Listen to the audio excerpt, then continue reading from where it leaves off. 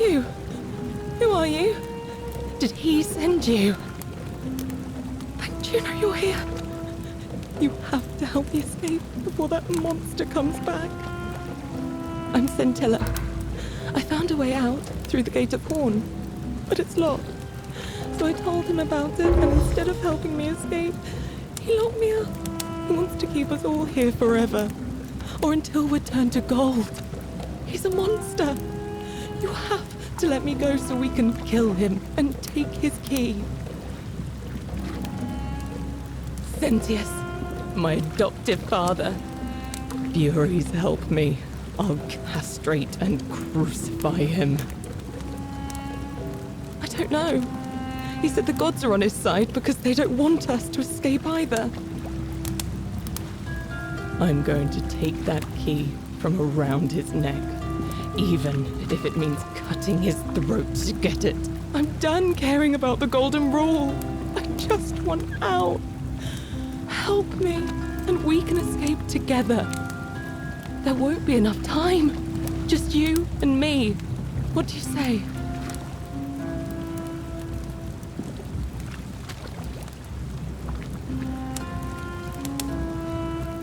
There's no time.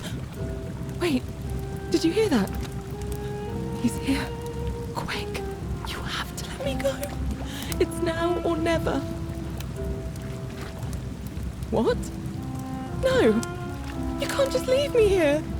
How can you be so heartless?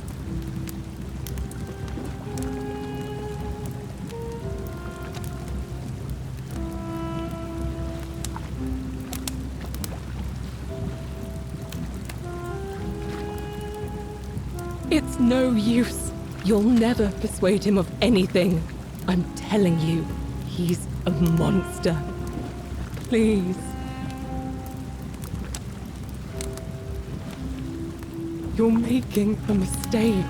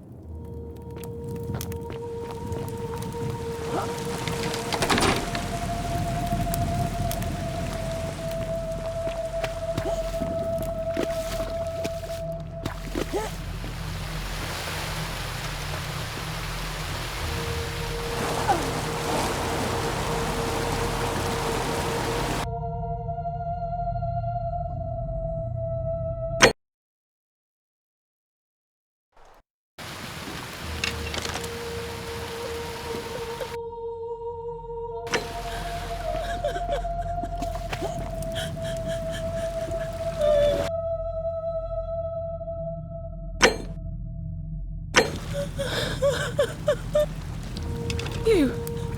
Who are you? I'm Sen. I don't. I'm going to take that. I'm done. There won't. There's no time. What? I hate you. I spit on you. I hope Dis drags you to Tartarus.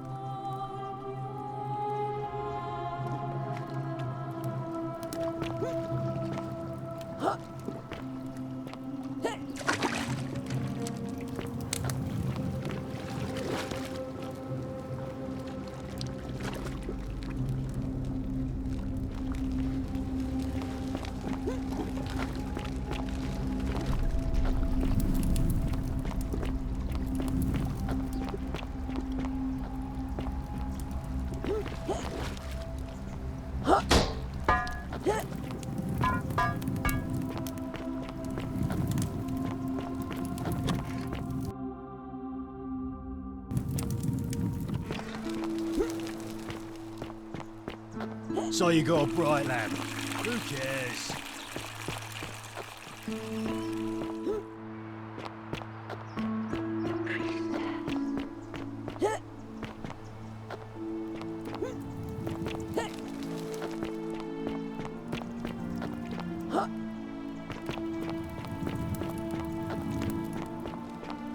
Wow, isn't that a big long bow? Oh, do us all a favour and drink hemlock, Caput Murder.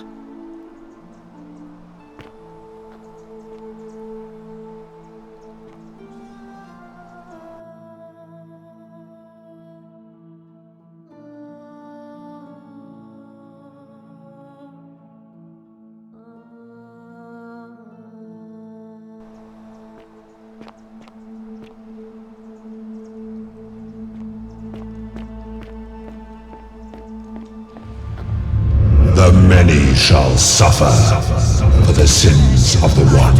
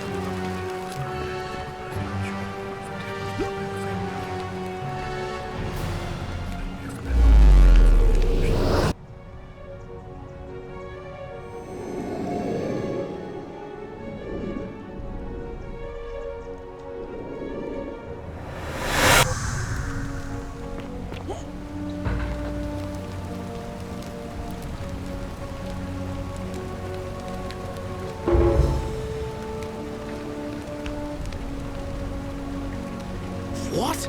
That's a big ask. But something tells me you're not kidding. All right, I'm gonna stick my neck out and believe you. But I doubt I'll be able to gather more than a handful of people.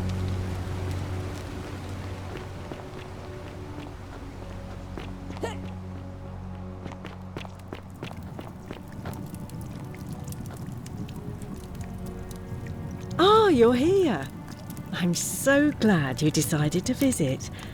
I'm Aurelia, and I hope I'm not being too forward, but there's a lot.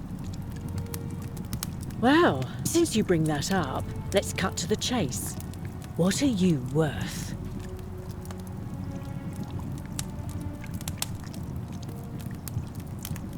So you do. And that would make you rich as Croesus on the outside. But down here, it's not worth much. What else have you got? Cannot catch the drops of water, and the tree you grasp at eludes you. I have that much myself. Maybe if you had at least 10,000, things might have been different. I take back what I said. Suddenly, I don't find you so intriguing anymore. Let's just forget that ever happened, so we can at least do business. So, what brings you to my tavern? I just try not to think about it. Drink helps with that. As the saying goes, to drink is human, so we drink. All right, see ya.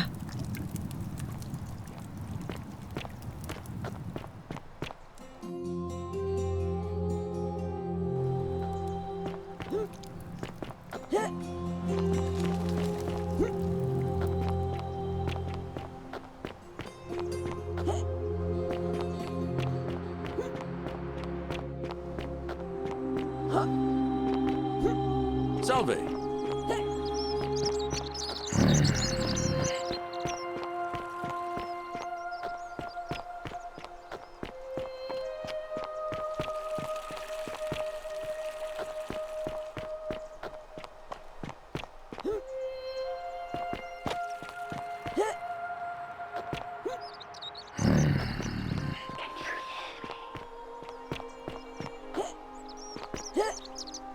Wonder how much one of these statues is worth. Hello there, friend. May I say? Well, I'll take your word. Now you're talking, I'm in. Oh, that's a little. All right. But I'm going to need you to tell me before I pay up. Wait. Let's not be too hasty, friend. I just want to. I suppose you're right. All right, you drive a hard bargain, but here's your money. Now, the location of that bow.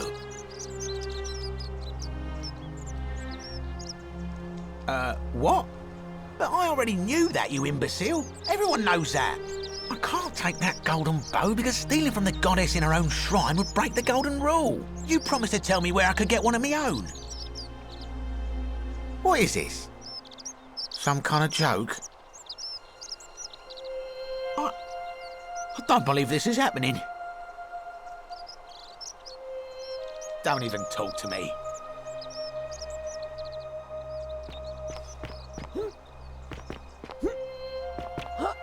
Don't you just love springtime?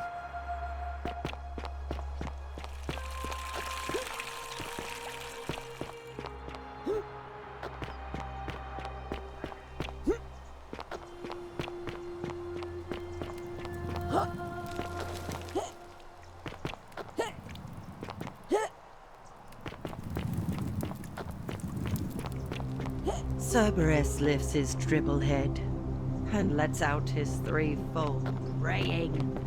Livia, would you stop muttering like Medea over a cauldron? You'll scare away. The many shall suffer for the sins of the one.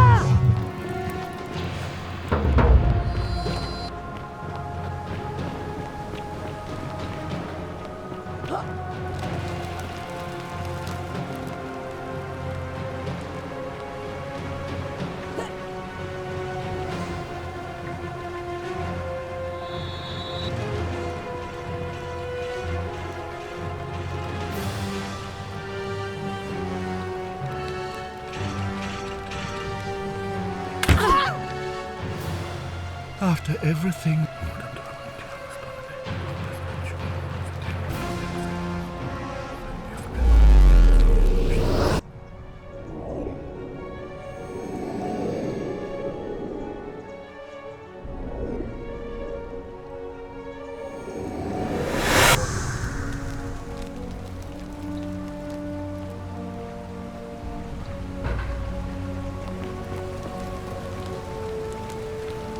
Salve, friend. Mind telling me who you are and why you look like you've just taken on a...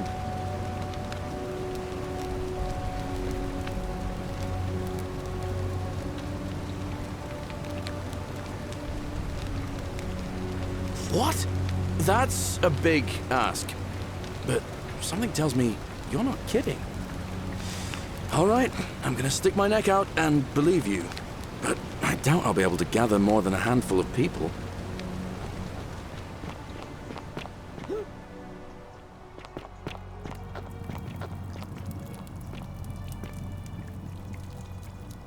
Oh, and... Well, since you bring that up... 10,000? And you're just carrying that around? Oh my. Aren't you impressive? But enough about that. I want to know all about you. Tell me, who are you hoping will win today's election? Sentius or Malleolus? That oafish farmer? Are you soft in the head? Turn. I take back what I said. Suddenly, I don't find you so intriguing anymore. Let's just forget that ever happened, so we can at least do business. So... All right, see ya. Cerberus lifts his triple head and lets out his threefold braying. Livia, would you stop muttering like Medea over a cauldron? You'll scare away my customers. They follow their trades, imitating their previous lives, but they are ignorant. This again. You're in a world of your own, aren't you?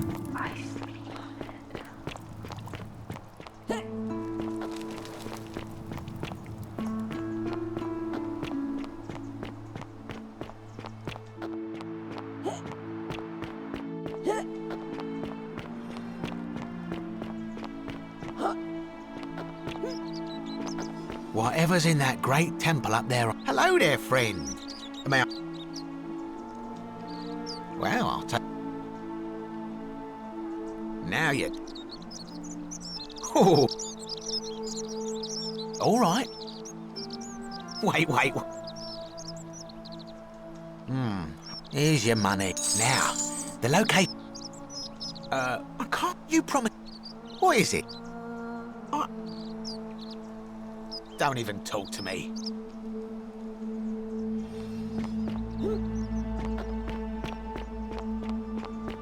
Fortune smile on you, sister.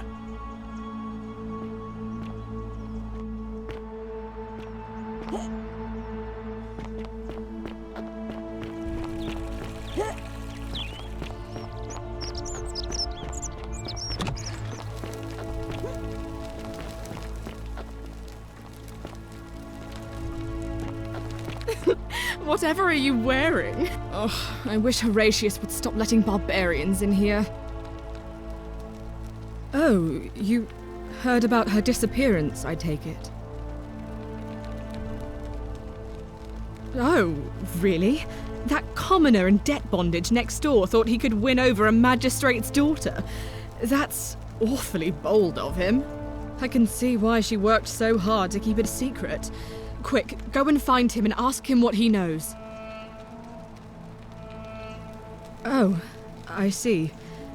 Well, it was worth a try, I suppose. Just promise me you won't give up on her. Thank you.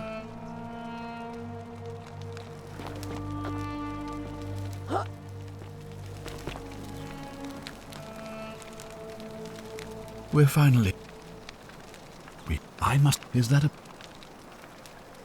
See...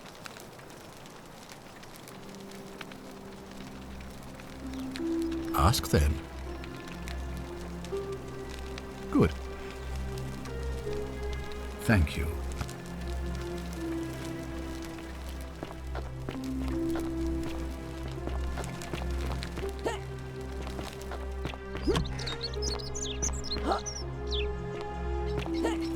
On your best behavior, I trust? Hey, you're not thinking about going into the cistern, are you?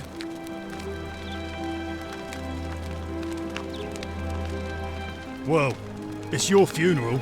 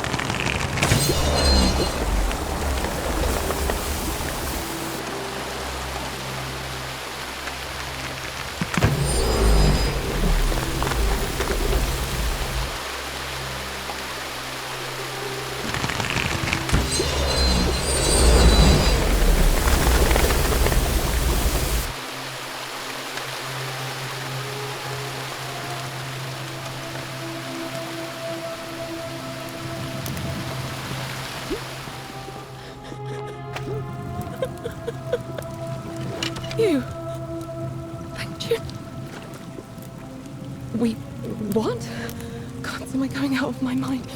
Are you going to let me go or not? How did you know? Wait, did you hear that? He's here. He must be coming in through the door behind me. You distract him. Stay right here and keep him talking while I look for something I can use.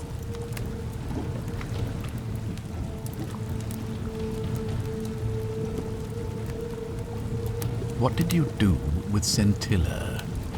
Where is she?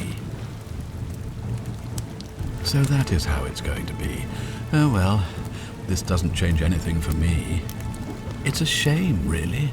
If you'd just done what you were supposed to, you'd have been looping through time forever until you gave up and killed yourself. Just like that soft-hearted pleb. Come now. Surely, you see, my connection to the... But he was a... And because I what... And when he... The next time I awoke, you showed up. But I'd have preferred if you almost... in better... So, you discovered my secret. So what? What are you going to do about it?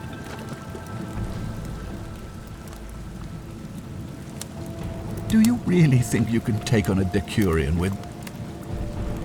Who? Scintilla? Where is she? I'm right here, Father.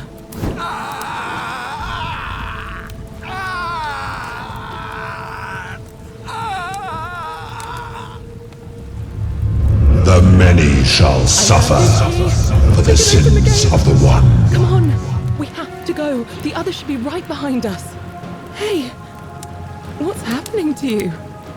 That light, it's so bright.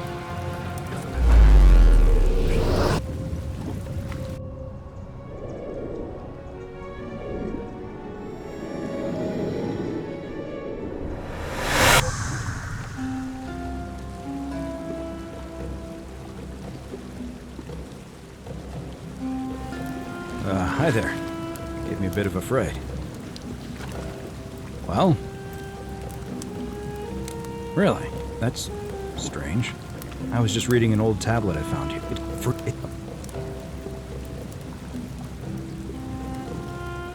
I didn't for one moment think it was, but the way you say that makes me wonder. I mean, how many people with that name could there be in this place? I don't understand how you could have been here 2,000 years ago. I'm sorry, come again? Let me see that. God, why does this writing look so familiar? I've spent a lifetime in this place going... This is... I'm not following.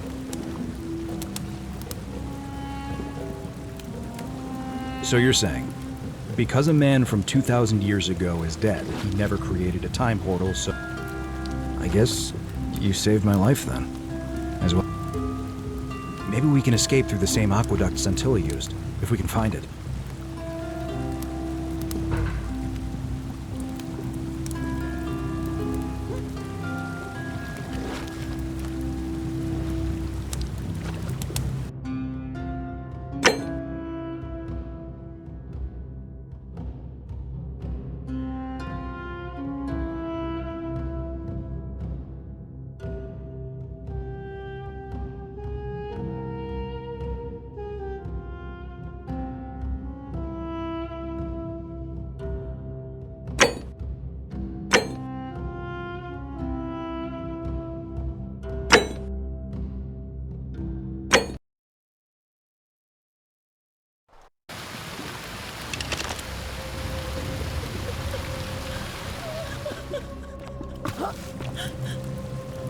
You! Who are...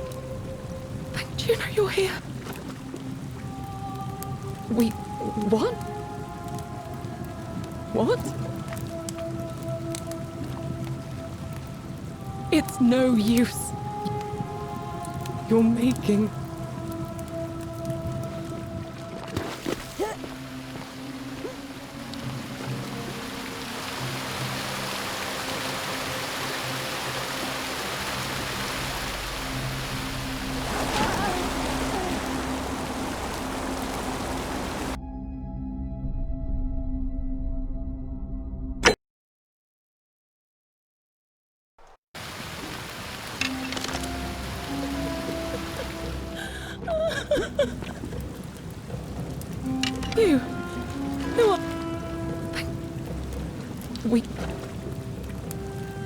What? It's no... You're making...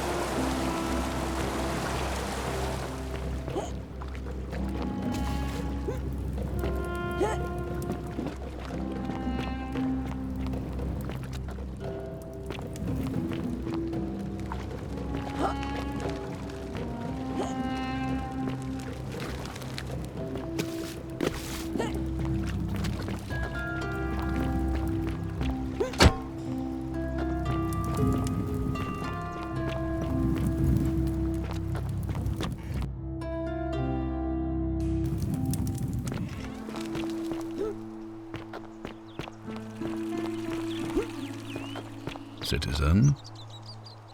Ah, you've returned. Do you have any news about your investigation?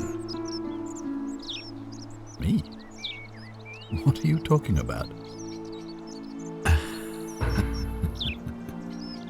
You know, you remind me of him. Al Worth. The fellow who came through the portal before you. Come now. Surely you didn't think you were the only one here who remembered everything. You see, my connection to the portal somehow preserves my memories from one loop to the next. Whether that was Proserpina's intention or a hap, but I'm surprised you hadn't noticed. Here I was thinking you were a little bit... He was a moralistic fellow, and because of that fatal flaw, I watched him come through the portal each time, always a little older. And when he finally saw the futility of it all, as you're about to, it broke him. He drank a jug of wine, tied a noose. The next time I awoke, you showed up. But you've lived through the dead. Less than 50. Impressive. And yet all those people you murdered, thinking you were because there's no escape. Except the path that Al took, the path he wrote about on it. So, you discovered my secret.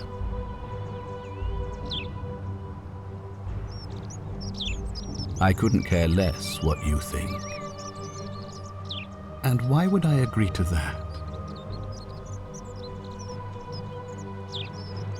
You might want to think that through. If anyone so much as touches me, everyone dies. Oh, you and your pathetic morality. Nobody cares about your opinions or what happens, where you're from. Least of all, me. Understand that to me, you've never been anything more than a useful idiot, and you're no longer useful. The only way you're getting this key is over my dead body. And if I die, I won't be able to open the portal for you again, meaning you'll have created a paradox.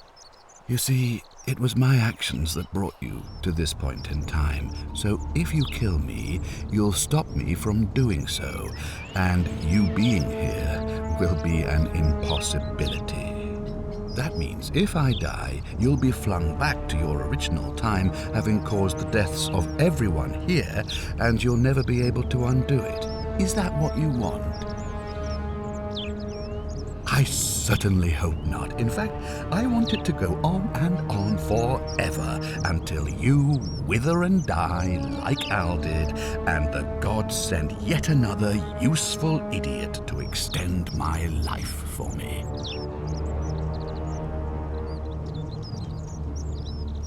What are you going to do? Beg the gods for help? They don't care about you, and neither do I. Now, get out of my villa. I'm bored with you.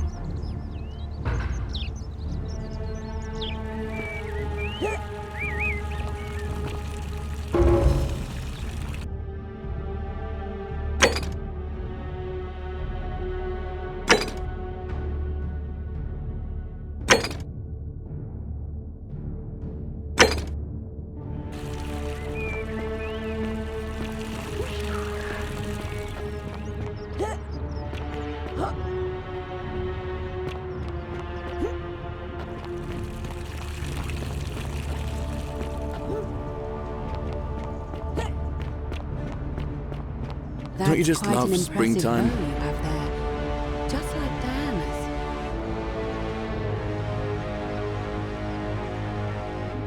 A new face, are they? And may Vesta watch over you.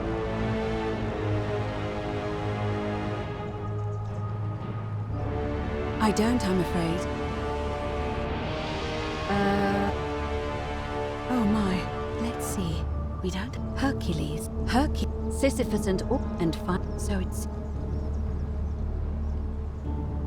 As I mentioned, the problem is, first, it's said. If the story. The problem is, leaving that aside for a moment, there is also the possibility of. Truly? Then again, I suppose you were worried. Can you tell me more? Fascinating. If she has indeed, tell me, has she told you Truly? Then why are you still here?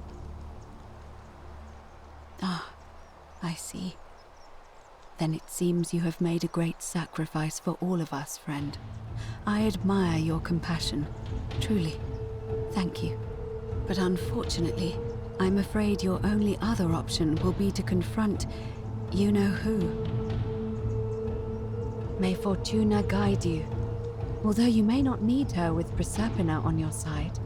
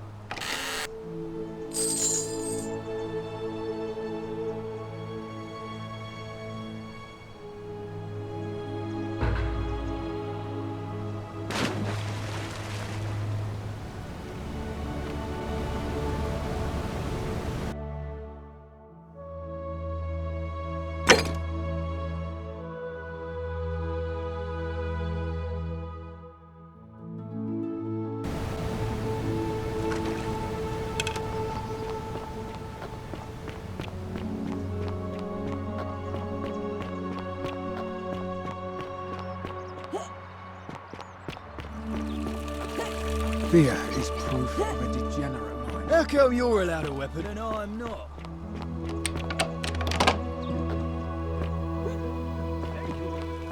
Thank you.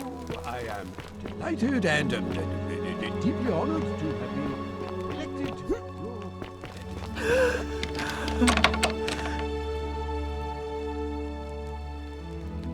You're not supposed to be in here. Talk.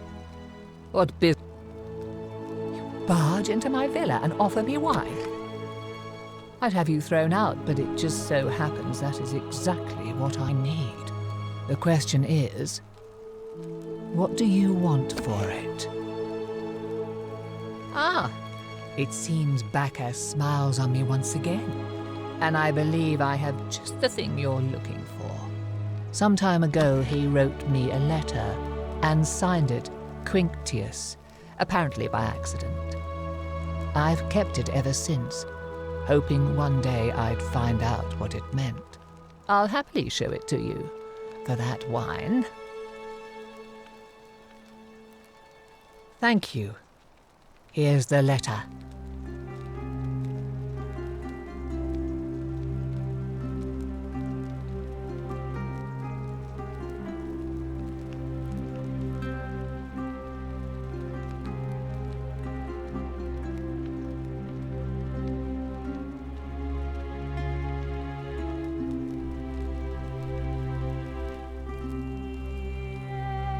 Now, Perhaps you can tell me who Quinctius really is.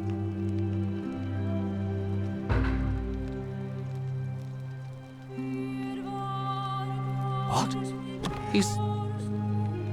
Oh no, that's... quite a lot more serious than I imagined. I only wanted some leverage over him, not to destroy him. Give me that immediately. Nobody else must know.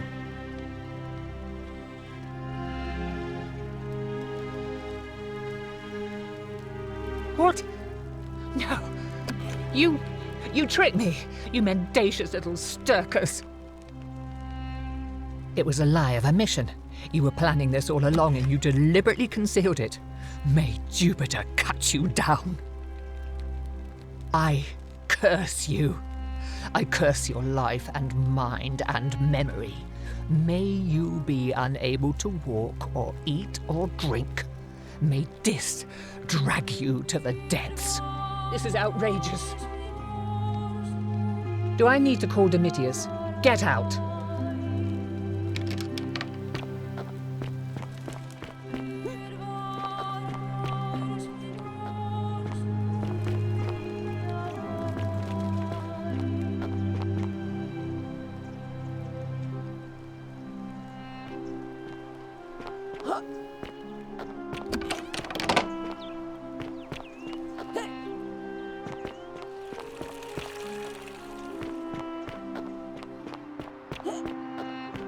Isn't the great Don't you just temple love majestic? springtime?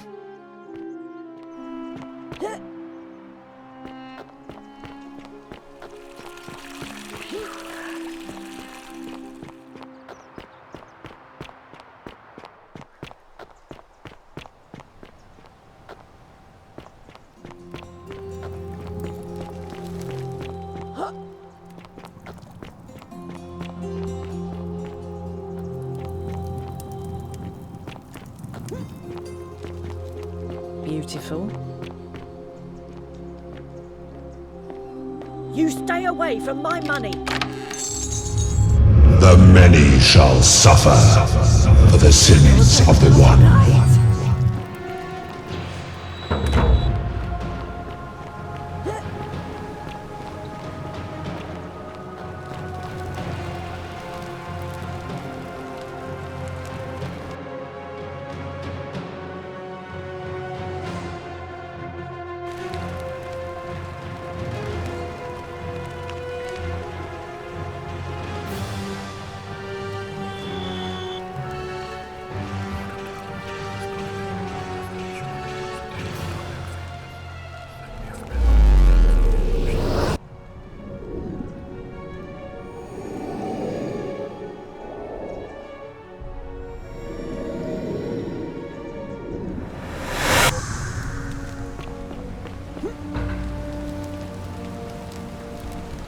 Salve, friend.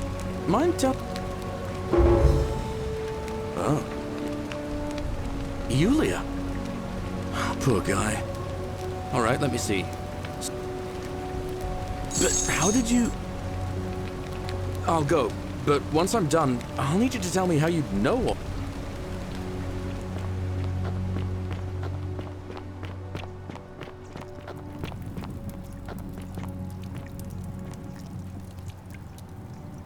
Oh, you're... And, I hope there's a...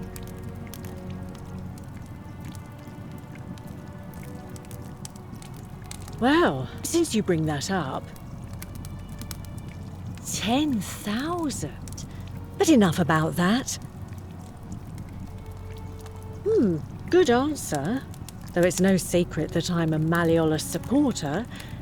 So, tell me, what do you like about him? Ixion turns.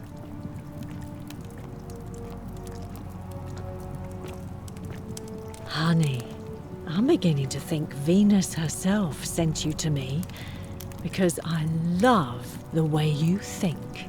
Here's an idea.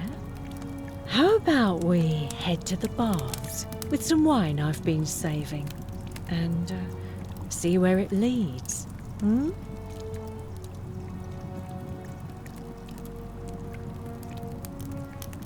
Ooh, I see you know how to treat a lady. Here you go.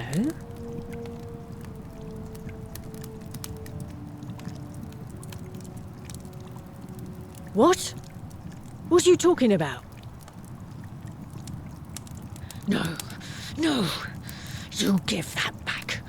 Give it back or you'll break the golden rule. Only so you could carry it to the baths. Think you're clever, do you?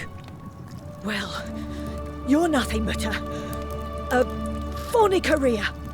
I was just gonna use you for your money.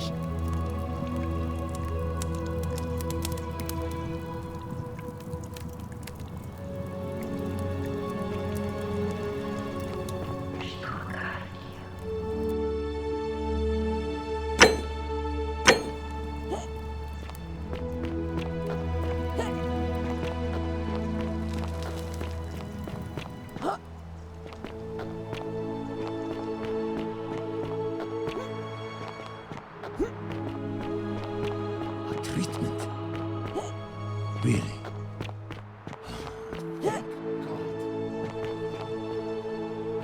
How come you're allowed a weapon and I'm not?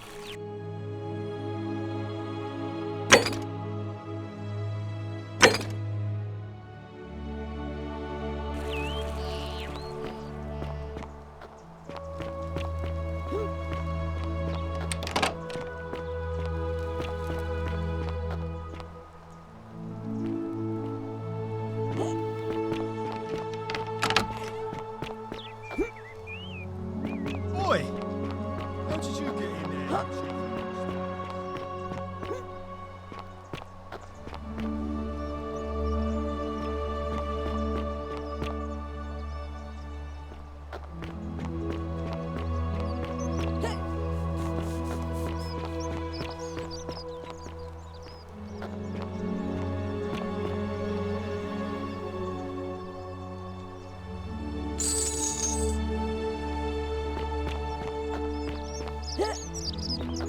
How'd you do?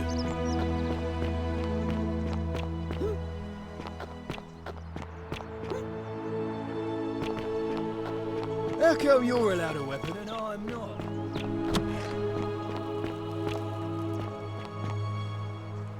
Domitius doesn't usually let anyone in here without a hefty tribute, so you must have been desperate to see me. Well, what do you want? Are you insane? You barge into my villa uninvited and then make outrageous demands? Why would I withdraw from an election I'm bound to win?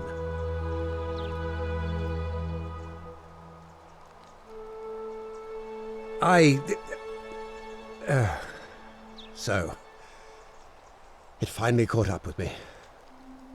I suppose that makes you, what, one of Nero's assassins?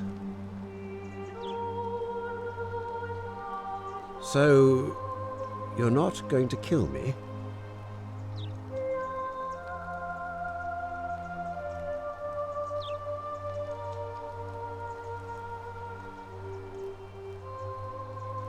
Oh, so much work and money. Oh, well, if I do it, you'd let me live?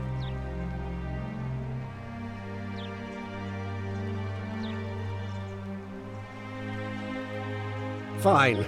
Ruling this cesspit of a city would have been beneath me anyway. I'll have Domitius notify the priestess of my withdrawal and release those two from debt bondage. There, you got what you wanted. Now, please, leave my villa and never speak to me again.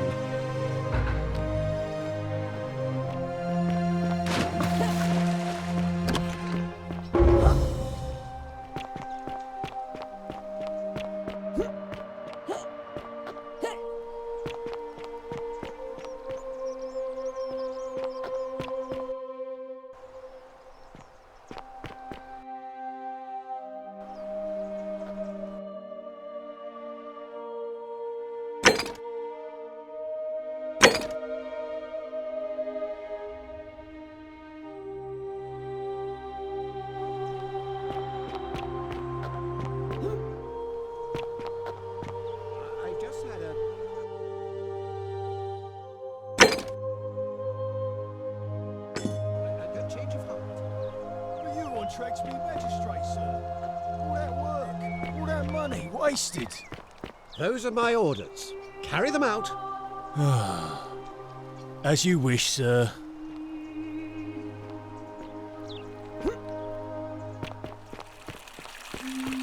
Fear is proof of a degenerate mind.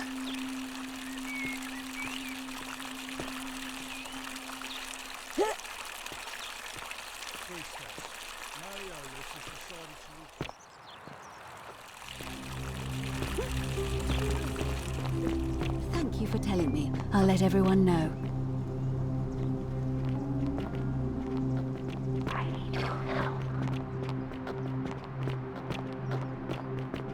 Citizens, I have an announcement. Malleolus has withdrawn his candidacy from today's election. Unless any new challengers are nominated by nightfall, Sentius will be re-elected magistrate by default. That is all.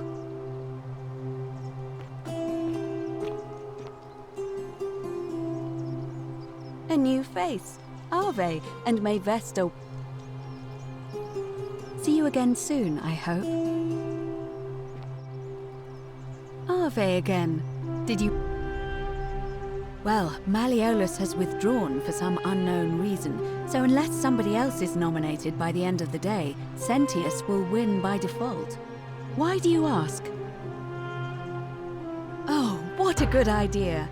He is a virtuous and decent man after all. I happen to agree he'd make a wonderful magistrate.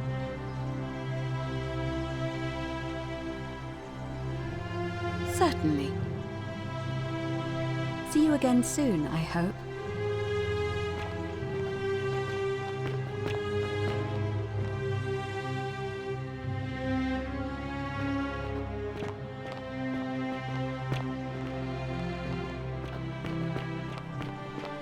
How come you're allowed a weapon and I'm not? What now? I'm not going. Whatever. Just remember,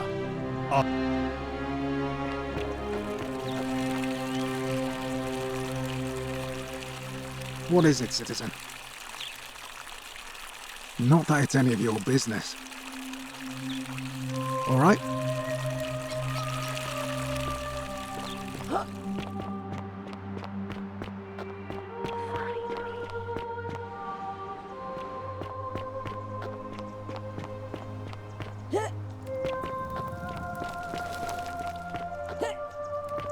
Don't believe a word they tell you. Shalom, friend. Sentius, I suppose. I'd have to be insane to vote for Malleolus after what he did to me. Galerius, the farmer, he's a good man, but I think he's more valuable on the farm than as magistrate. All right, friend. Thanks for the chat.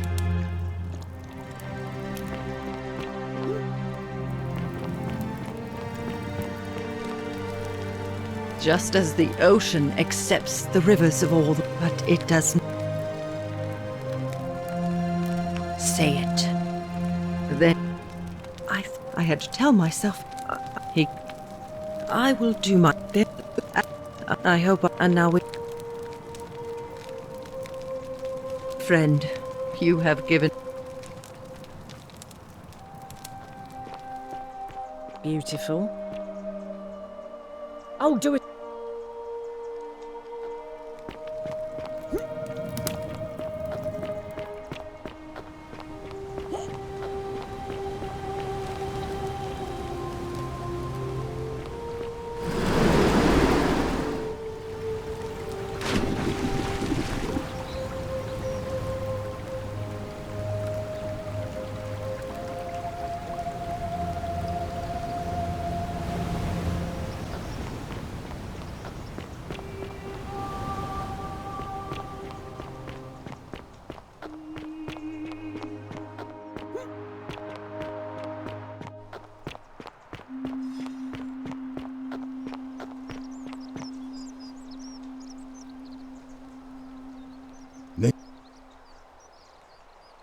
hilarious. Sorted out my rheumatism. For the first time in a long time, I'm not in constant pain. Good man. Fine. See you around. A golden bow, just like Apollo and Diana's.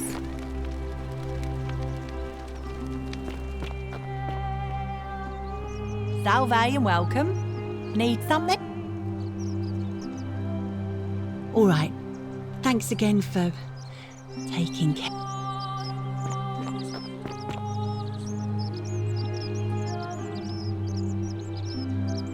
Well, I'll take your word for it. Oh well, let me know if you change your mind. But for now, can I help you with something? Centius, I suppose. Stability is always good for business. Yeah? And what's he gonna do for me? He's nothing. Certainly, for a few thousand denarii. Pleasure doing business. Can I help you with anything else? Very well. Another time.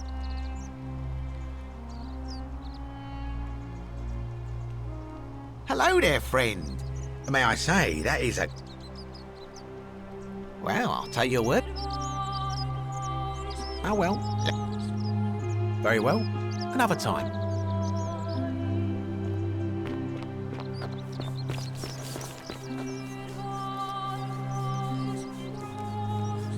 Greetings, I'm George. My friend, you're... Galerius. Did you know he saved the life of my young friend Fabia? The man is a hero. But of course. I hope that our paths cross again soon, my...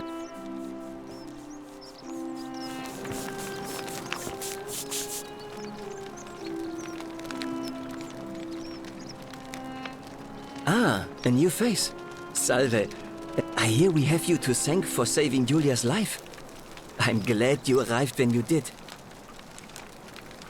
Well, Cynthius seems to know what he's doing. Nobody's broken the golden rule under his watch so far. My vote isn't for sale, if that's what you're asking. Nice to talk to you.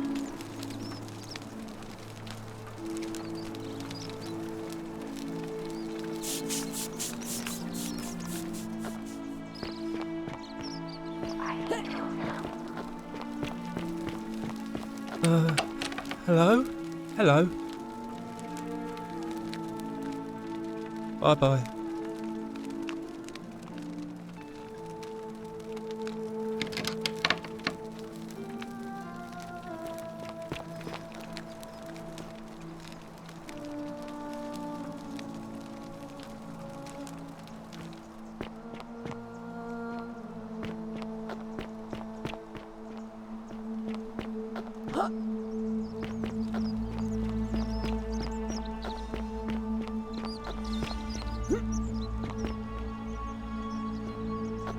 Citizen. A golden bow, just like Apollo and Diana's.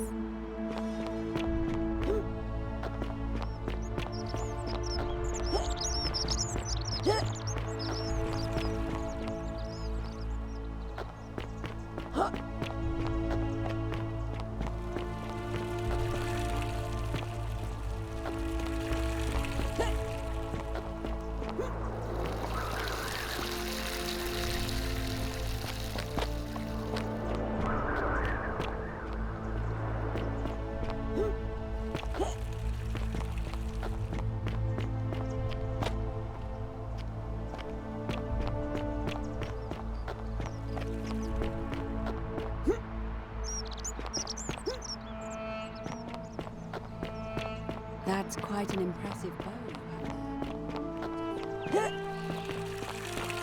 Keep an eye out for Scintilla, would you?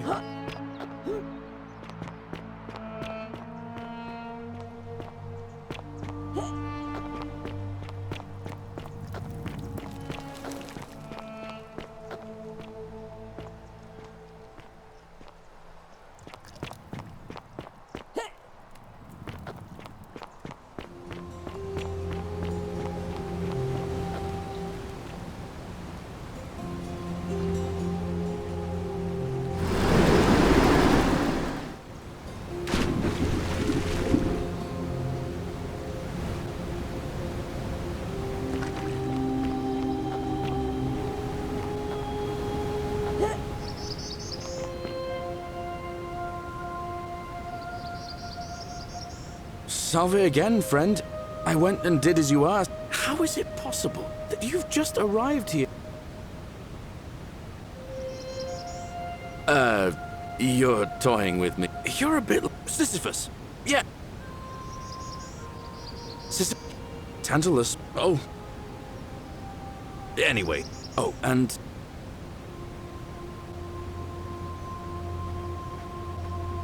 Don't believe a word they tell you. Oh. That's kind of you to say. Now, I'm going to keep your secret. Although, it's not as if I'll remember this next time we talk anyway, right?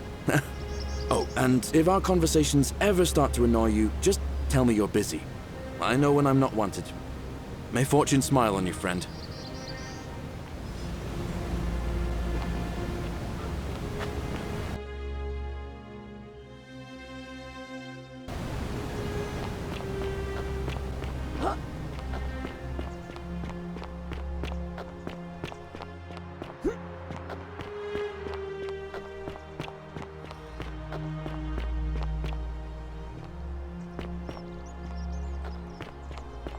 That's quite an impressive bow you have there. Just like Diana's. Ave again. It'll be between Sentius, the incumbent, and Galerius, the challenger. Why do you ask? As I said, I'm planning to hold it before dusk. Yes. Very well. Citizens, it is time. Let us meet to elect our magistrate. Time to go to the theater.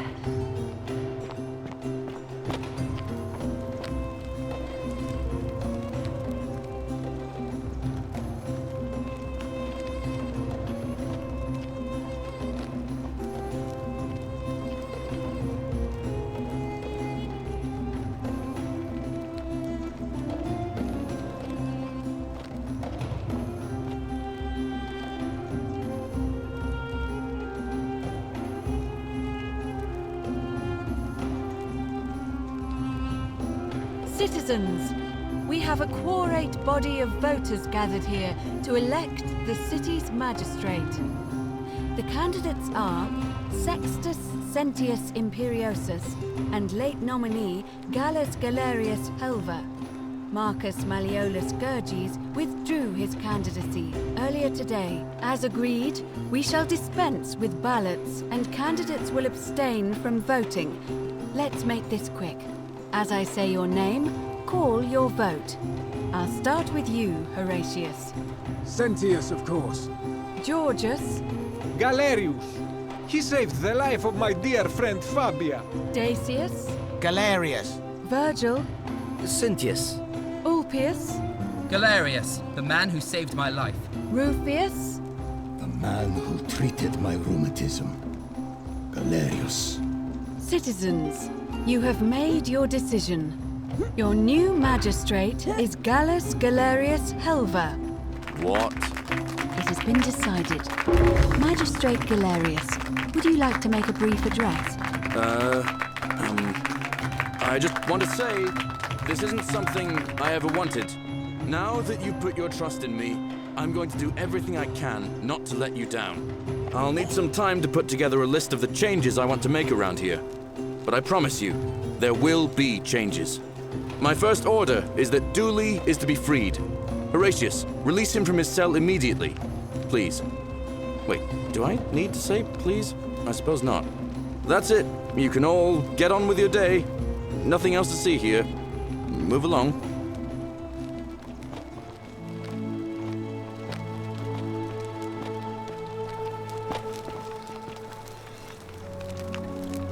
It's almost as if you're trying to extend my lifespan.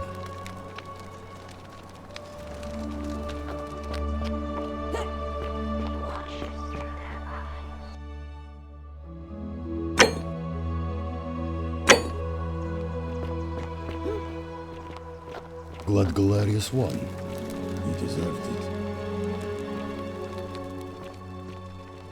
it. Fortune smiles on you today, Julius. Magistrate Galerius here has ordered your release. You're going to let me out of here? I'm sorry it took so long, my friend. And it wouldn't have happened at all if it wasn't for a newcomer. So be sure to offer your thanks when you can. I will. I will. Thank you, Galerius. I'm so happy. I'd love to stay and chat, but I've got a lot of work ahead of me. Why don't you go to the baths? Then tell Georgius I said you could have some new clothes. Then I want you to go home and rest. I'll speak with you soon, Dooley. Hello? I'm Dooley. Magistrate Galerius said I should thank the newcomer. Are you the newcomer? Oh, it is you. Then, thank you. You're a big helper. I was locked up, but they let me out again. I'm so happy. You can have my shiny plaque if you want, and maybe you can help me find my treasure. My friend Hannibal used to look after me, and he said he always would. But then he died. But before that, he told me if anything ever happened to him, I had to find something very precious. He gave me a key to the cisterns and told me to keep it safe. He said there's something very precious way up high. Please help me find it. Please. I had to keep it a secret until I found someone I could trust. Oh, thank you. Here's the key.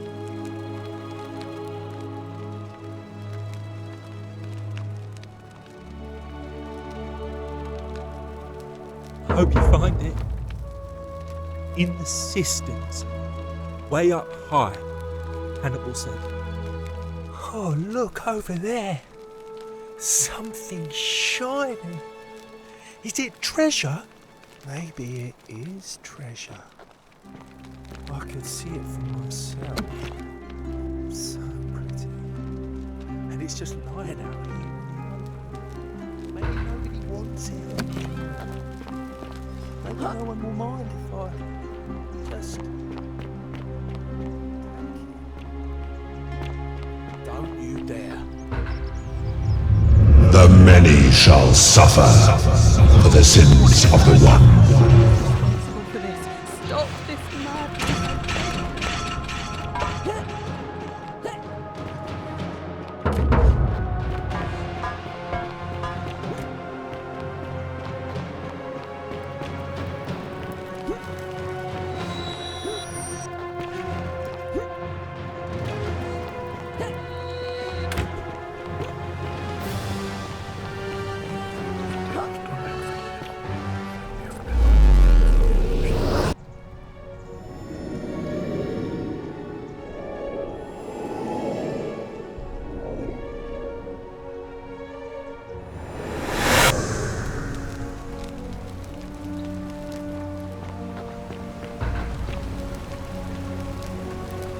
Salve, friend. Mind telling me who you are? Oh, sounds serious. Yulia? Oh, poor guy. All right, let me see. Stop Fabia going in.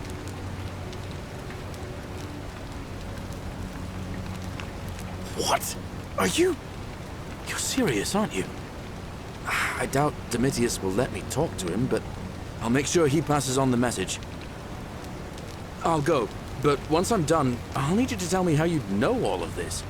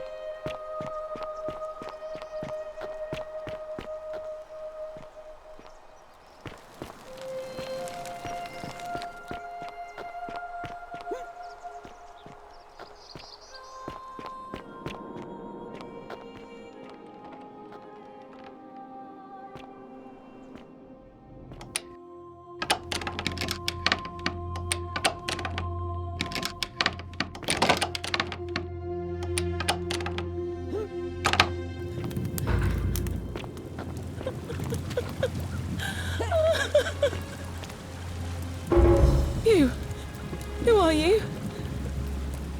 Thank Juno, you're here. What? No.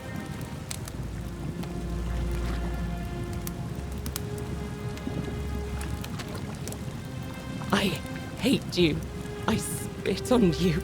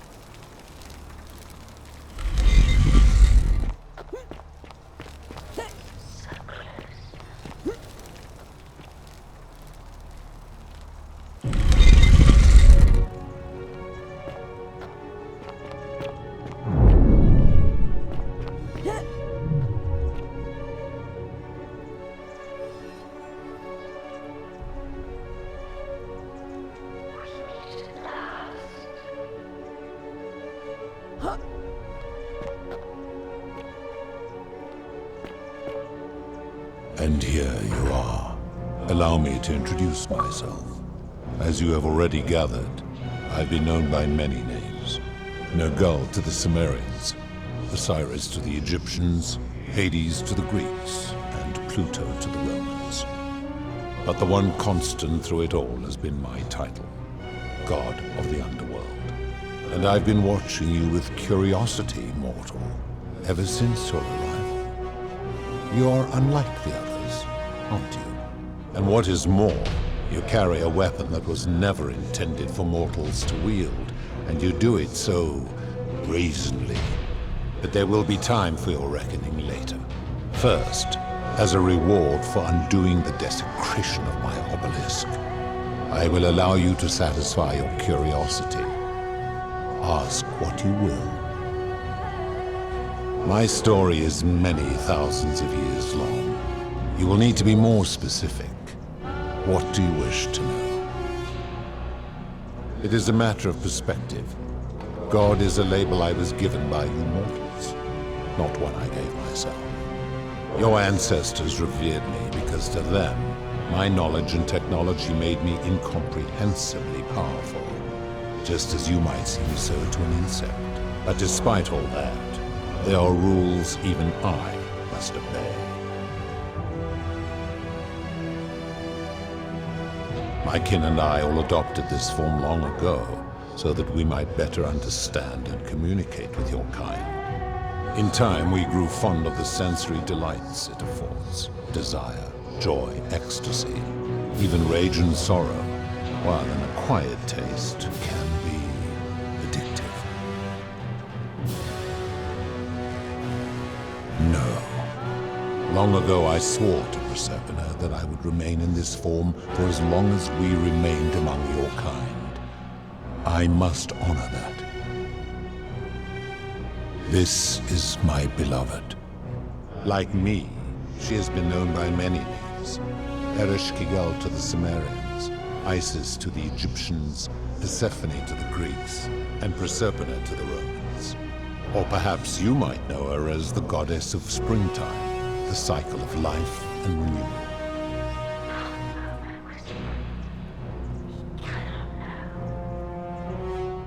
Your gaze lingers too long. That is my servant. You would have met by the river, though she wears many faces and goes by many names. Kumutubal to the Sumerians, Kirti to the Egyptians, Charon to the Greeks, and Charon to the Romans. Her role is to ferry souls between the mortal world and this one, and to make their transition as seamless as possible. For that, she earned herself the infamous, if erroneous, moniker, the Ferryman. You will talk more later. For now, ask your questions. As you wish. It has come to be known simply as the Underworld, and it exists because of a wager I made long ago. That is a long story, one that began over 3,000 years ago and continues to this day. You see, long ago my kin and I set out from our home on Elysium to search for other forms of life among the stars. We discovered your planet and witnessed your kind evolving from primates into something lawless and barbaric. You all but destroyed yourselves, your 2 short lives being extinguished by violence and ignorance and disease. Yet Proserpina saw raw potential in you, and persuaded the rest of us it would be squandered without our intervention and stewardship. So we revealed ourselves to your people in a place called Sumer. We offered guidance in agriculture, toolcraft, and law, and you called us gods. For a time you flourished, but soon you were too many for us to oversee. And as you spread from that cradle of civilization, we saw something disturbing. We had sown the seeds of dependency and confusion, and soon you returned to your old ways of violence and ignorance, this time in our name. My kin had seen enough, and gave up on your kind, condemning you as barbaric and chaotic, scarcely more than animals. We began preparations to return to Elysium, our home world, a utopia unspoilt by conflict and unimaginable in its beauty. But my Proserpina could not bear to abandon your kind without guidance, and knowing it would force the rest of us to leave her behind, she made an extraordinary sacrifice. She gave up her immortality to descend permanently to the ranks of humankind. And so she began her inescapable trajectory toward death. Horrified, I acted swiftly. I placed her in suspended animation in a deep frozen sleep to prevent age and sickness from claiming her. And then I pleaded with Proserpina's father, who the Romans called Jupiter, to bring her with us to Elysium. It was and is my hope that once there, we might one day learn to undo what she has done to herself. But he refused. I did everything I could to persuade him, but he would not relent. He would rigidly uphold his final pronouncement. Humans were unworthy of ascension to Elysium, and no exceptions would be made. But seeing that I was aggrieved, he proposed a wager, the terms of which were as follows. If even one human city could prove itself capable of living without sin for a single year, then Proserpina and all of humanity would be permitted to join us in Elysium. My part would be to remain behind, the last of my kind, to watch over you without interfering, and to sit in silent judgment. And so my reward has been to languish here, enduring a 3,000-year winter, waiting for the day your kind proves itself worthy of her faith in you, so that I might take her with me to Elysium and unthaw my goddess of springtime. And here I am, after all this time, still waiting.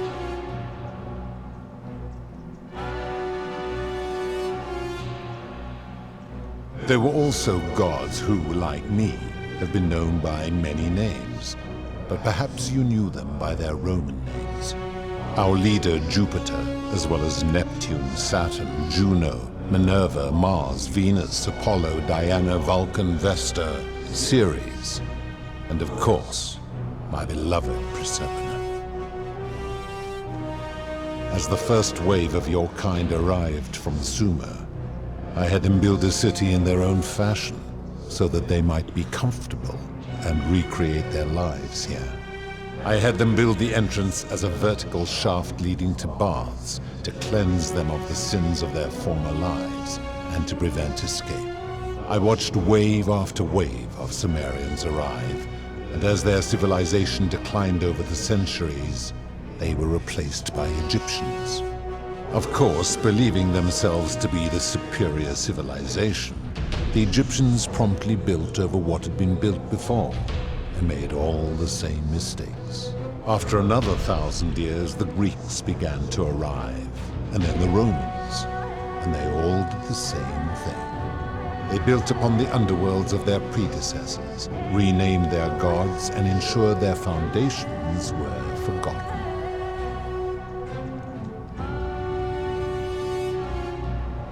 To ensure the wager was fair, it was important that my subjects were chosen at random. To this end, I had my servant distribute 1,000 tokens fashioned from silver, a rare element at the time, across all of Sumer.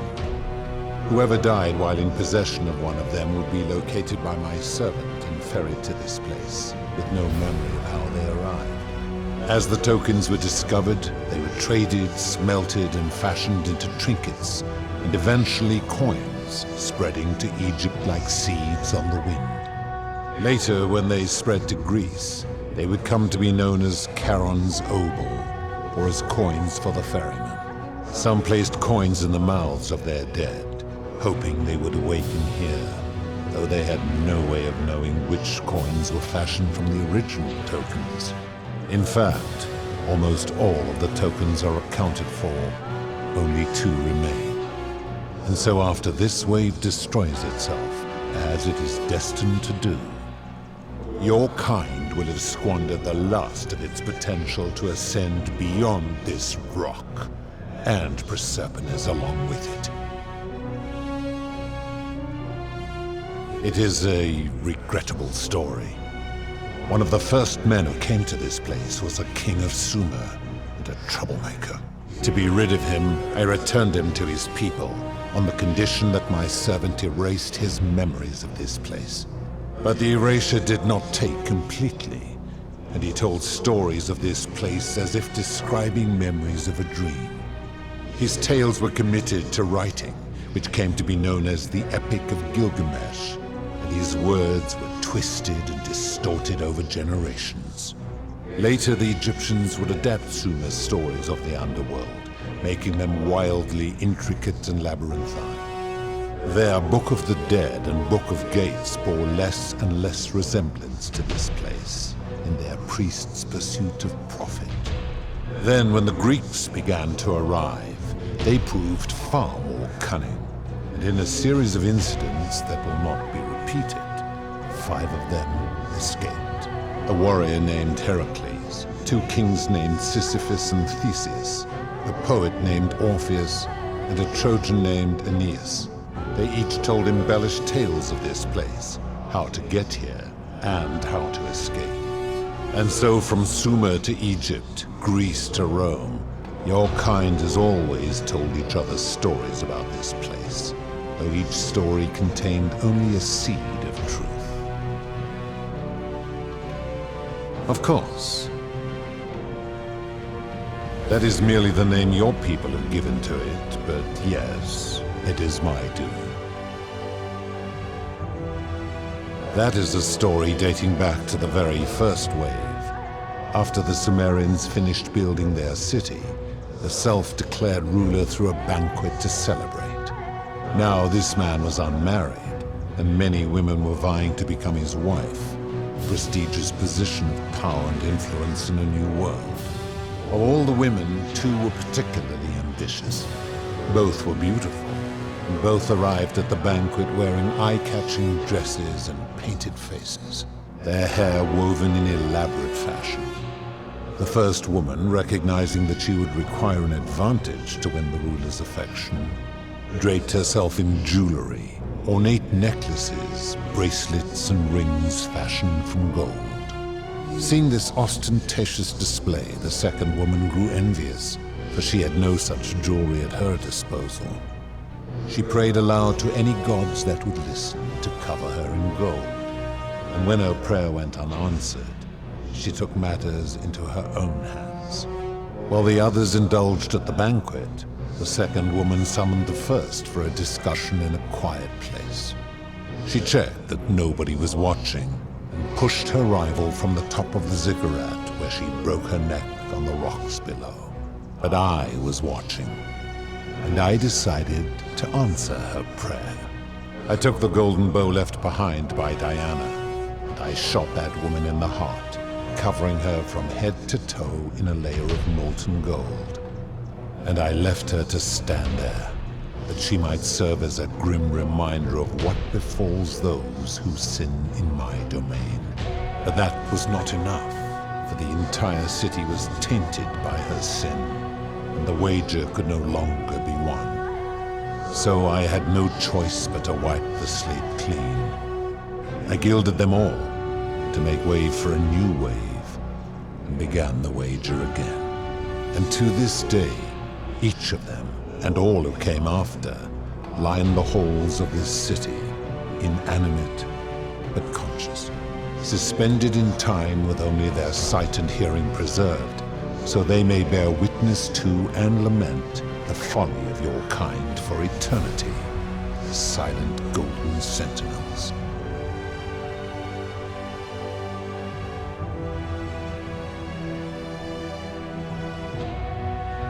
When my kin departed, they left behind many relics which I inherited. A consolation prize of sorts. The golden bow originally belonged to one of my kin, who the Romans called Diana. As my collection of golden statues grew, I chose the most ferocious among them, and equipped them each with a duplicate of her bow, and tasked them with hunting down the Forsaken at my behest. They became known simply as Furies. I've always considered that the cornerstone of morality is the ability to determine right from wrong on one's own. No attempt to lay out rules like your Code of Hammurabi or your 12 Tables of the Roman Republic can ever cover all possible scenarios. This should come as no surprise to you, since the core principle has been expressed in many forms by many of your civilizations. The Egyptians made a rudimentary attempt with "do to the doer" to make him do. The Greeks refined it with "avoid doing what you would blame others for doing." The Roman Stoics added, "treat your inferior as you would wish your superior to treat you." Even the so-called cultists hiding among you often say, "Do unto others as you would have them do unto you." It is the simplest of concepts, and each one of you is born with the faculties required to apply it to any situation. Yet none of the peoples who expressed this rule were able to uphold it. Curious, is it not?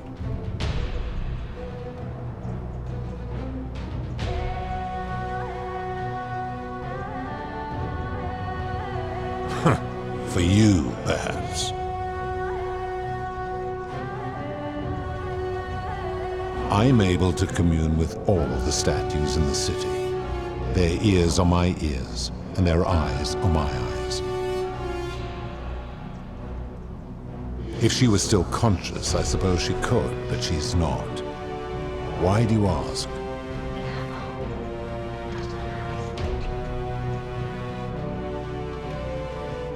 Then what an odd question.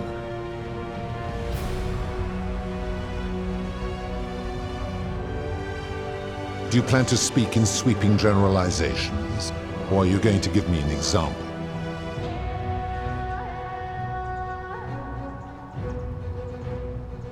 I have seen no such thing, but in any case, taking one's own life is a self-directed act.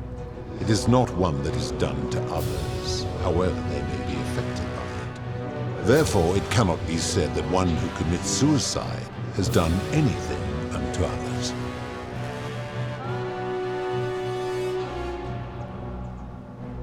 Applying this rule always requires us to interpret the meaning of the words. A literal interpretation helps to minimize the ambiguities of your primitive language.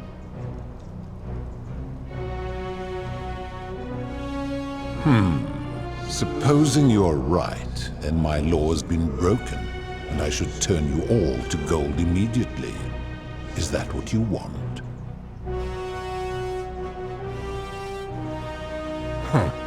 Now tell me, what other sins do you believe I have overlooked? The merchant. How is that inconsistent with the rule I've outlined? I disagree. Having watched this merchant, that is precisely what he would expect from others, and he would be quite capable of paying the price anyway.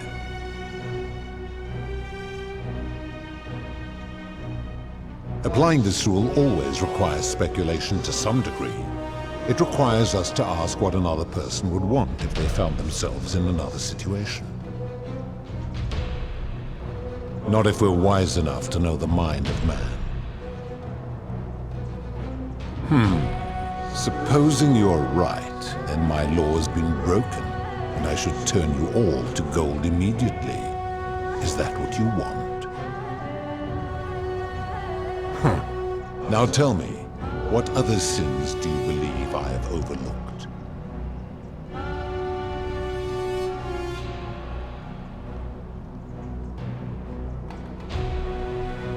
You speak of the moneylender. How is that inconsistent with the rule? And he would never have signed a contract pledging his labor for 30 years.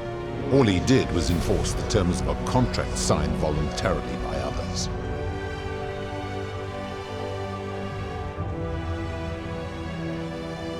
Ignoring your irritating sense of moral superiority, this is interesting. I'm curious, how do people escape poverty where you're from? I see. And how long might it take such a person to repay their debt? I fail to see how your system of loans is significantly different to a debt bondsman signing over his labor for 30 years. Supposing you're right, then my law's been... Now tell me. The midwife in the palace, yes. How is that inconsistent with the rule? The rule is do unto others, meaning other people. Those statues are something else now. Bloodless shadows, mere shapes of their former selves. They are forsaken. What happens to them is no concern of mine. Now tell me, what other sins do you believe I have overlooked? Abduction? You mean the magistrate imprisoning his daughter in the cistern, I take it. He did so because she sought to escape. A sin I take particularly seriously. Better that he stops her from escaping, albeit brutishly, than I have to wipe out this entire city to punish her. Wouldn't you agree? Now tell me, what other sins do you believe I have overlooked?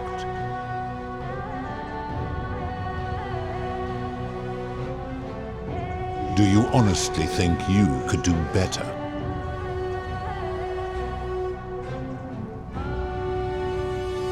I should strike you down for that.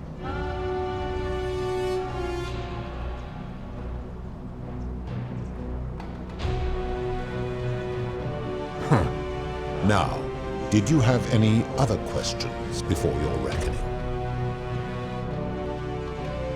I give your kind a second chance at life, as well as ample warning about my law. And when you disobey, and you always disobey, you force my hand, bringing terrible suffering upon yourselves. And so you ask if I am the one destroying your lives. And I say, no, you destroy yourselves. I am merely the means by which you do it. Very well. Good. Then now it is time for your reckoning. Only, it seems, something is wrong. It has long been within my power to see into the hearts of mortals and weigh their deeds in life. But when I peer into you, I see only a blank slate, as if you did not exist until you appeared in this city. How is this possible? Caron, where did you find this one? I do not remember ferrying you. How did you come here? If that is true, then I sense the intervention of someone powerful. How did you come to be in this time, mortal? Who brought you here? He cannot know.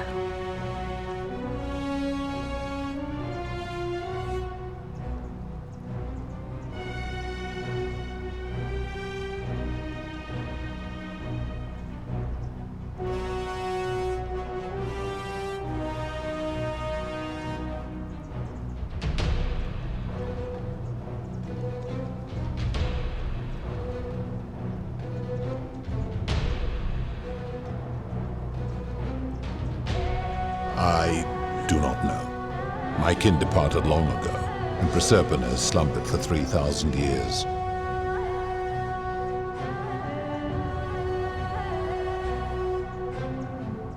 Tread lightly, mortal. Enough of this. It seems I will need to put your reckoning on hold for now. But answer this. Why have you come here? What is it you seek?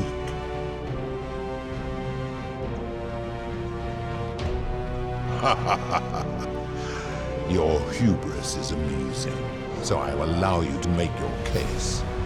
But I warn you, if you anger me or waste my time with lies or wrong-headed arguments, you face death here. So, tell me, why should I put an end to the so-called Golden Rule?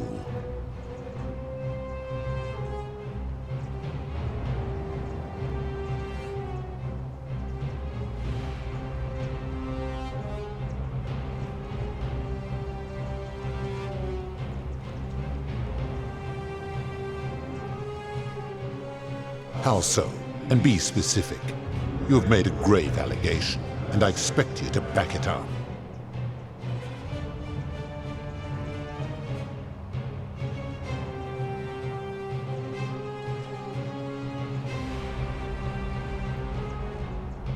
His cruelty does seem to grow greater by the day.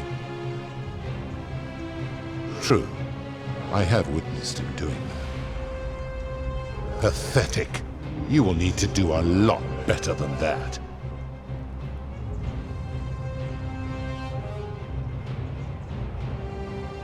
That is a very serious accusation, mortal. What sin have I committed? What evidence do you have to support it?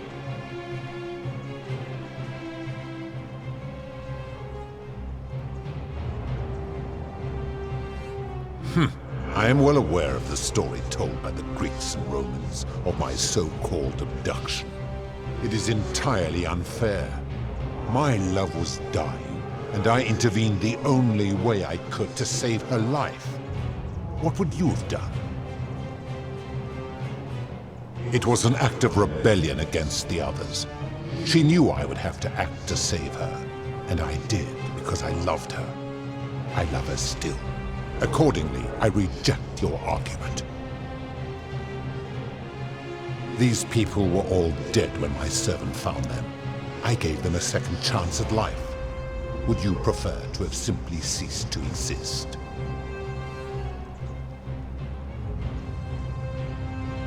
Then you still have the option to end your life should you wish, and you are no worse off than if I had not intervened. Accordingly, I reject your argument. Every one of those people was guilty of failing to ensure their peers lived virtuously. They failed collectively, and so they were punished collectively. The Romans understand this, as did the Greeks before them.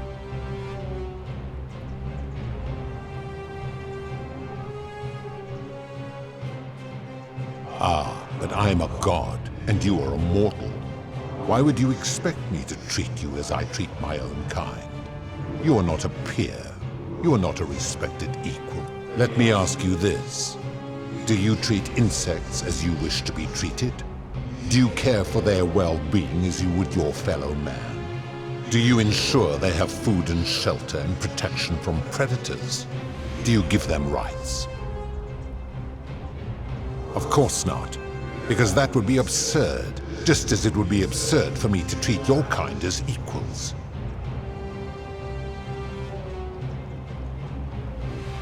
My love for her does not mean I am not superior, now that she is mortal.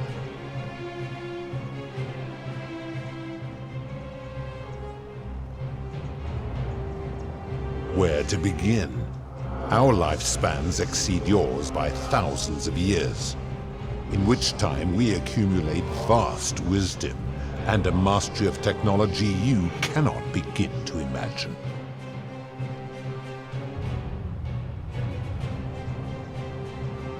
It would be most unwise to get ideas about attacking me,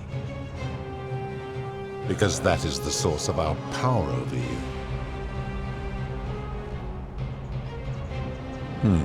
You could say that.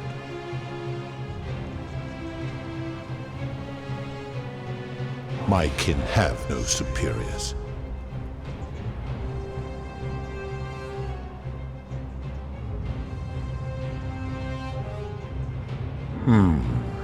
That is true. Go on.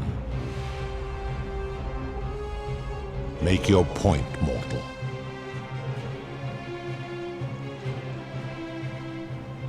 Let me ponder that for a moment. If you are right, then it would follow that all this time I have been in the wrong. But no, the very thought of it grieves me. How can I accept your argument when doing so would make me a tyrant and a monster?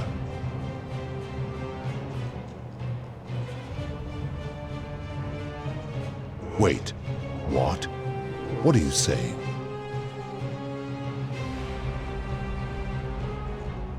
You have spoken eloquently, and yet, if what you say is true, it follows that my wager was fatally flawed from the beginning. But that would mean Jupiter, Proserpina's father, who knew more about you than anyone, proposed a wager I could never win. Why would he do that?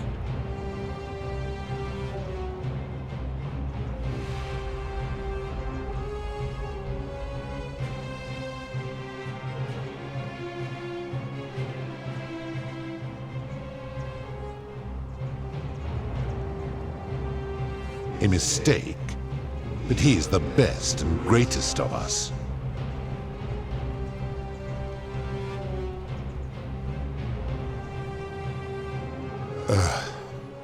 Your words sting me, mortal. But perhaps it is what I deserve. As difficult as this is to admit, I have suspected as much for a long time now. And I cannot deny it any longer. I've been so fixated on taking my beloved to Elysium that every time one of you sinned, it wore away my hope of being with her again. In time, I began to despise your kind for making her believe that you could ever be better than you are. But my rage was not born of malice, quite the opposite. Everything I have done, I did because I loved her. Who knew this empathy of yours, which you celebrate so much, could have such a dark underside? This has gone on too long. It is time for me to let go of this form, of her, of all of you. But know this, if I abandon the wager and leave for Elysium, neither she nor your kind may ever ascend.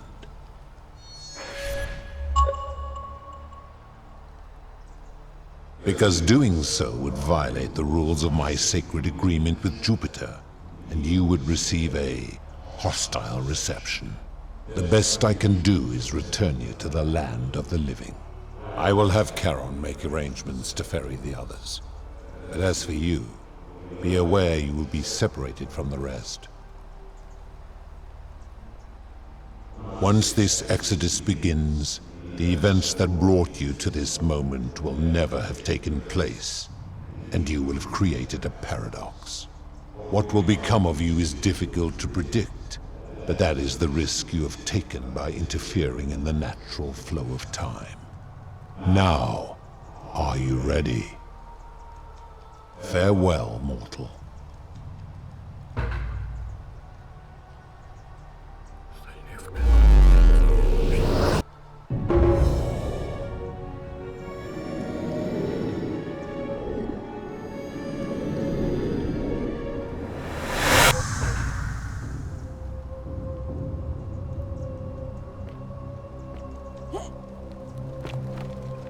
Oh. Hi there. Gave me a bit of a fright. Thought I was in here alone. I'm Al. Well, here I am. I'm sorry, I didn't catch your name. Know who you are. I barely remember how I got here myself. Oh, did that lady in the forest send you in here after me? I guess I lost track of time, learning about the history of this place, and it is extraordinary. I'm fairly certain you and I are the first people to set foot in this city for about 2,000 years. Fortunately for us, the last person in here was a Roman man named Galerius, who inscribed an account into a tablet. Apparently, there was a community of 20-something people trapped in here, and living in fear of a curse they called the Golden Rule.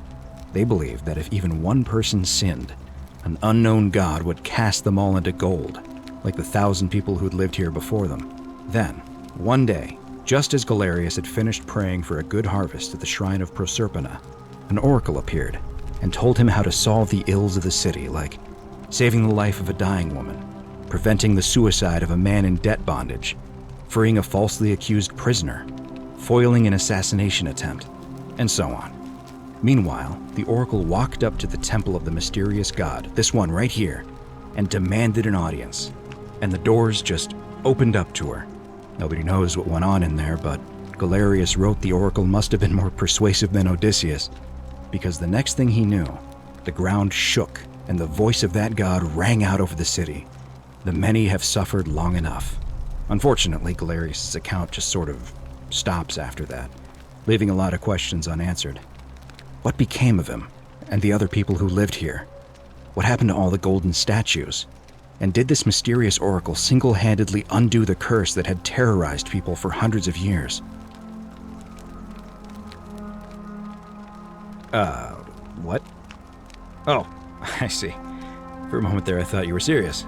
Anyway, I think I found a way out through the aqueduct that brought water into the city. Follow me.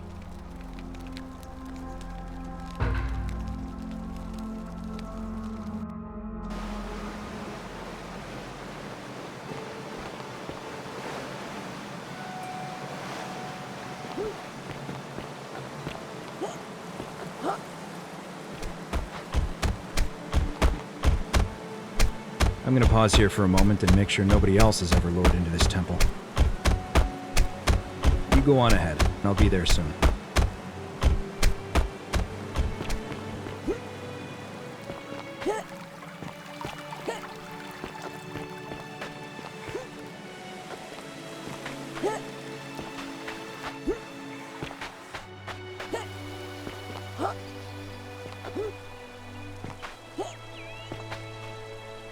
You're back! But you're alone. Does that mean you didn't find Al? Oh, what a relief. Thank you so much. I was beginning to think you'd both become trapped in there. Why don't you tell me what you discovered while we wait?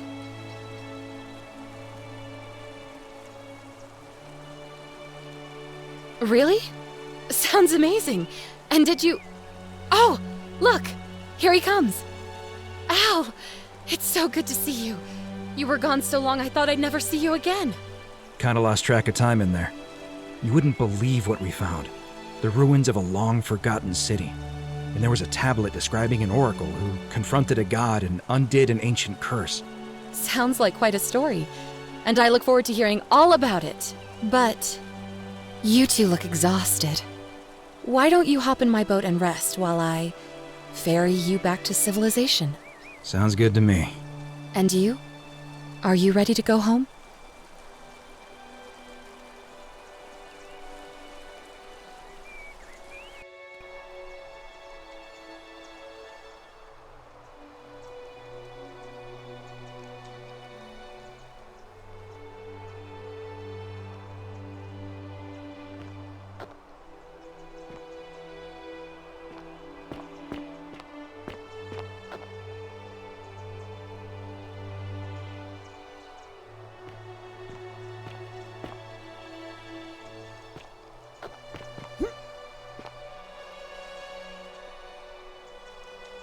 Hey, you made it. It's great to see you again. I read your book, and what the critics said about it. I guess they weren't ready for your theories about the underworld. Anyway, after everything you've been through, I thought you might appreciate some good news. So after we got back to the real world, I started doing some research into the people mentioned in Galerius's tablet, and I found something strange. I'm sorry I've been so cryptic. I've been dying to tell you, I just really wanted you to see this for yourself. Why don't you head on down there? I'll catch up with you at the other end.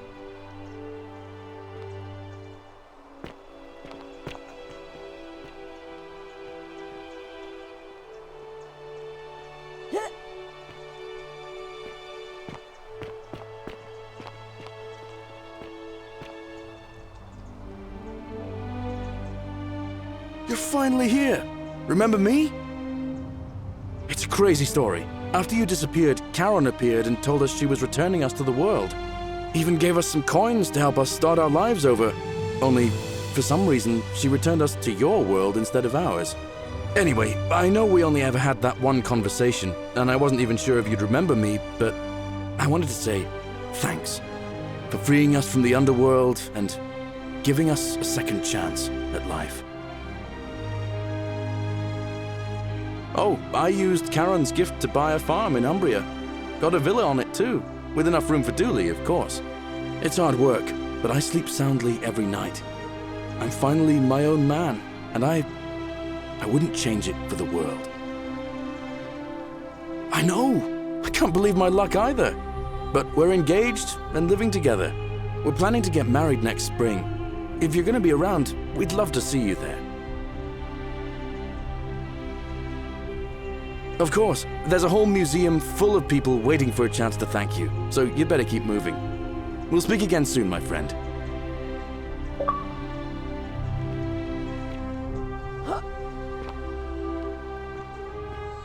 Oh, hello.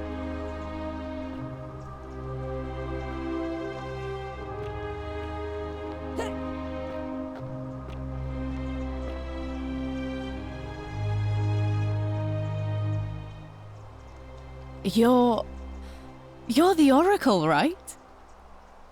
Oh, of course, sorry. And I never got a chance to thank you for telling Galerius how to save my life. And of course, getting me and all of us out of a terrible situation. Oh, I barely recognize myself. I'm living in a house share in London with my wonderful girlfriend. And I'm studying English at university. Eventually, I want to travel the world and write about it. Turns out, it's about 30 times bigger than the Roman Empire ever was. Did you know there are entire continents Rome never knew existed? And you can travel almost anywhere in an aircraft, which is rather like flying on a Pegasus, but much more comfortable. Oh, sorry, you already know all that, of course. I'm just so excited. There's so much to see and learn and write about. I have noticed people from your time have no idea how fortunate they are. I hope to change that. One day. Last I heard, Malleolus kept insisting he was the last rightful ruler of the Roman Empire, and wound up being committed to a psychiatric hospital. As for Claudia, she was always so viciously unhappy. Someone said she'd blown all her money on wine, trying to drink herself back to the underworld. After the horrific way they treated Ulpius and me, I can't help feeling a sense of... what's that German word? Schadenfreude? Thank you. You're very kind. Ugh, someone told me she was boasting about getting her claws into some rich prince, and how she was going to be living the high life from now on. Even in your time, life still isn't fair. Apparently, he'd proposed before they'd even met. And last I heard, she'd bought herself a first-class one-way ticket to join him in some exotic place called... what was it? Nigeria? Some people have all the luck. Well, you are the Oracle, so I suppose I'll take your word for it. Huh. I feel better already. Thank you. You too! If you're ever in London, let me know. We can go to bars and drink wine and listen to the stories of the 9 million people who live there. I hope so.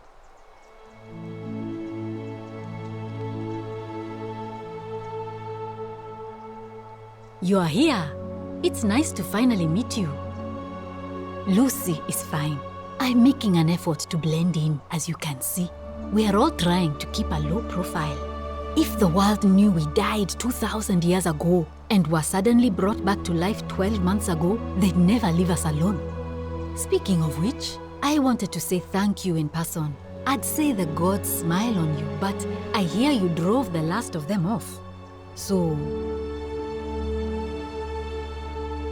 I'm studying to get into medical school. As much as I resented the responsibility of keeping everyone in the city alive, when it ended, I realized I missed it. So I guess I'll just keep saving the world, if begrudgingly, one patient at a time. You too, don't be a stranger.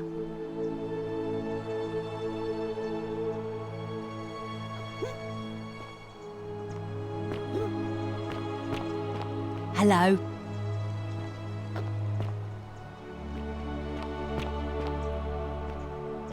Some soiree, innit?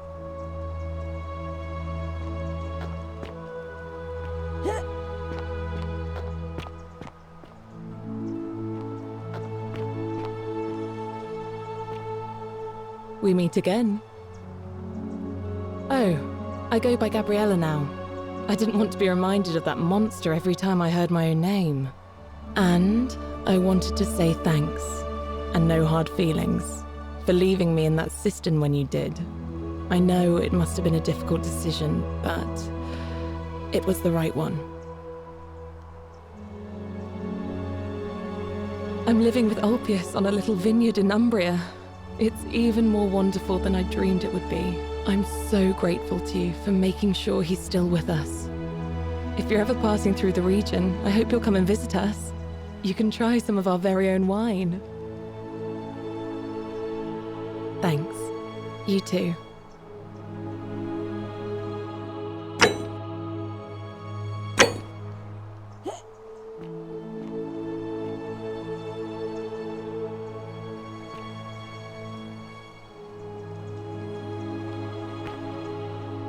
It's nice to finally put a face to the name. I'm Ulpius. I understand I have you to thank for sending Galerius to save my life. The way you just showed up out of the blue and stopped me from making a terrible mistake, I'll be forever in your debt. I'm living with Gabriella in Umbria. We finally bought the little vineyard we always dreamed of. It'll be a little while before we know what we're doing, but every day I look at her and this extraordinary new world with all its beauty, and I think, what if I'd given up hope and missed out on all of this? So we're living each day to the fullest. And we end them all the same way, sitting together on our terrace with a glass of our wine, which the locals say is almost drinkable now, and watching the sunset over the rolling hillside. And I couldn't be happier. Thank you. I wouldn't be here without you. You too.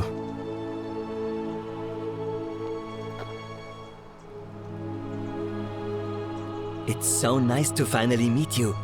I've heard so much about you. I wanted to thank you personally for getting us out of there.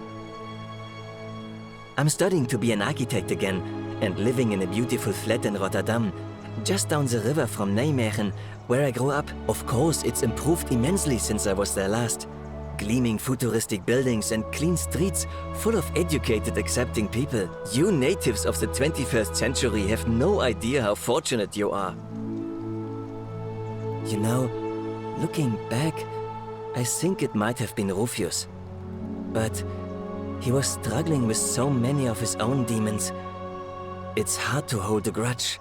Nobody's heard from him, and I sometimes wonder what might have happened if one of us had been able to help him. I just hope, wherever he is, he's all right. You too. If you're ever in the Netherlands, I'd be happy to show you around. It's the least I could do.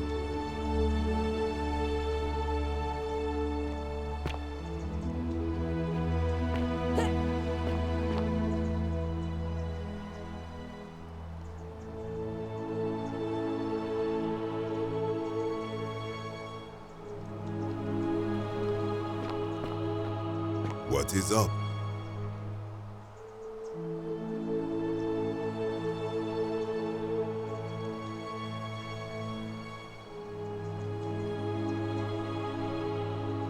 It is an honor to finally meet you, Oracle. You know my name? Oh, of course. You are an Oracle. You know many things.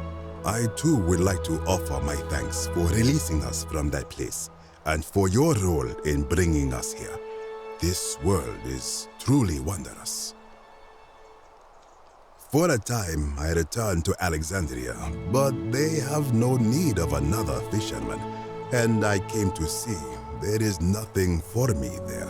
Instead, I have decided to follow the custom of your youths and backpack the world. It is a great adventure, and I have met many people from many cultures.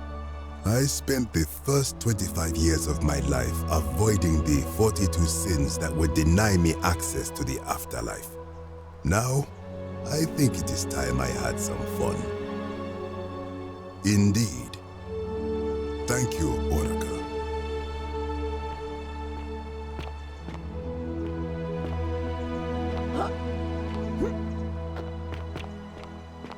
Good evening. Hello there. Greetings. Thank you for your kind words and for liberating us all. In all the time I was in the underworld, I never once imagined that I might end up in a place so much like Elysium. I'm recovering. Octavia was kind enough to let me stay with her for a while, at least until I'm well enough to be independent again. Ah, you remember that. I'm a little tired of Ovid, but that's all right. I have 2,000 years' worth of poetry to catch up on now. I'm already up to the 19th century, and am quite enjoying the work of a fellow named Poe. I think I may have found a kindred spirit. Men have called me mad, but the question is not yet settled whether madness is or is not the loftiest intelligence. And you, farewell, friend.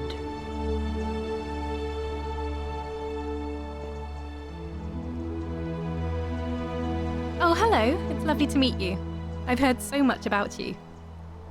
I'm thankful that you're here. I was sure the person who drove off the last pagan god would have more important things to do than visit the likes of us. But thank you for coming and for saving our lives. What you did was extraordinary, and I'll never forget it. I'm living in Rome again, in a charming little flat by the Tiber, not far from my old place. Oh, and I'm training to be a crisis counselor. After you sent Galerius to persuade Ulpius not to take his own life, I was inspired. I just want to spend the rest of my life helping people, like you helped him. Thank you. That means a lot. And you. Some soiree, innit? Oh, hello at last. You must be the oracle I've heard so much about. I'm Daisius. Listen, I wanted to express my sincere appreciation for what you did. If it wasn't for you, I'd never been able to sell all those useless old relics I accumulated. Whatever you did in that temple made me a very wealthy man. Thank you. Such a acerbic wit. I love it. I took the money I made from selling my trinkets and started investing in the stock market. That's where the real money is now.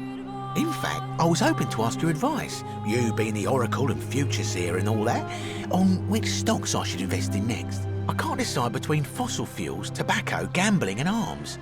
What would you recommend? Oh, don't be like that. You can tell your old pal Dacius. I won't take no for an answer.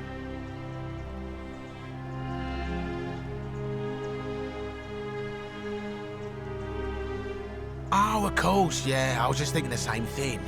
I'll go home and buy up as much stock as I can tonight. I'm going to make a bloody fortune. Of course, don't let me keep you. Thanks again for the tips, my friend.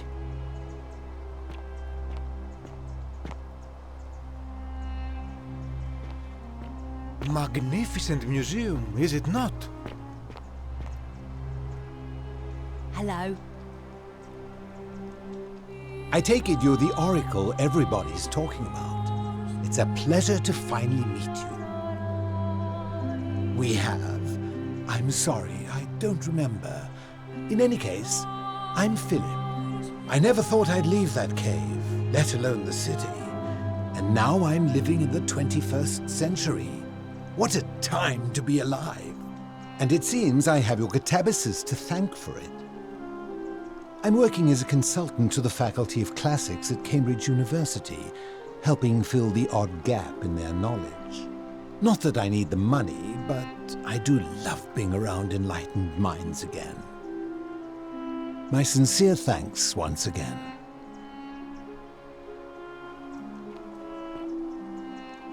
You're the one we've been waiting for. I'm Fabia.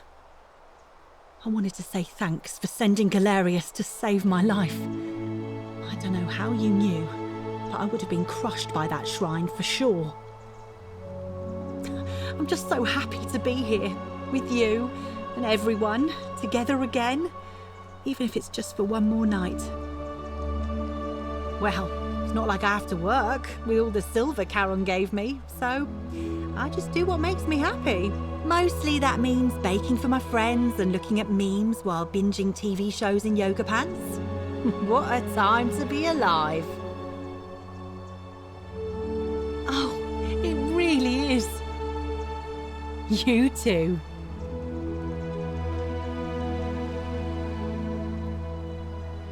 Greetings. You must be the legendary Oracle. It is a sincere privilege to finally make your acquaintance.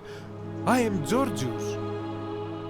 I am told we have you to thank for freeing us from Hades, and for that I am most grateful. I am reacquainting myself with Greece. It has changed so much over the last 2,000 years, I barely recognize it. This is at once heartbreaking and thrilling. Perhaps one day, once I have seen all of this new Greece and sampled her delights, I will settle down in Santorini in a villa overlooking the Azure Aegean Sea. I hope you will join me there and regale me with the story of how you faced off against the fearsome god of the underworld and won. You too, my friend.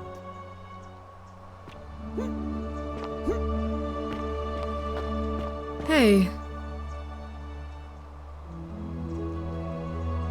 Hi there, I'm Horatius. I understand we have you to thank for giving us a second chance at life, and reuniting Centilla with us as well. So, thank you. I'm living up north and studying in the military academy in Modena. I'm going to be an officer one day. The world's changed a lot, but some things stay the same. Would you believe we're still studying military tactics from my time? Alexander the Great, Caesar, Hannibal Barca. Still, I have to keep challenging myself to let go of old ways of thinking and embrace the new. As Seneca wrote, the ones who pioneered our paths aren't our masters, but our guides. Ah, you remembered that. Thank you. I grieved for a time, but that's done. In the words of Epictetus, as those who rode behind triumphant generals remind them they are mortal, remind yourself your precious one isn't one of your possessions, but something given for now, not forever. Thanks. Oh, and I don't know if you've heard, but a few of us are going for drinks later. It'd be nice to, chat with you some more. Great. He's not my... Oh, I see what you did there. Good one. He had more trouble adapting than most. He got himself disqualified from the UFC, so he started some kind of underground blood sport tournament, like we had in Rome. Suppose it appealed to people's baser instincts. And they say he made some good coin, killing a bunch of men like that. But his luck finally ran out, and his life along with it. You know what they say. Live by the sword, die by the sword. You're not wrong. See you at drinks later, I hope.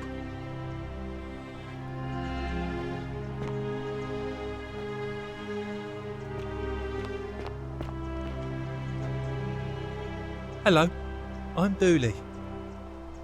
Galerius said you're very nice and a big helper. Thank you for getting us out of the bad place. I didn't like it.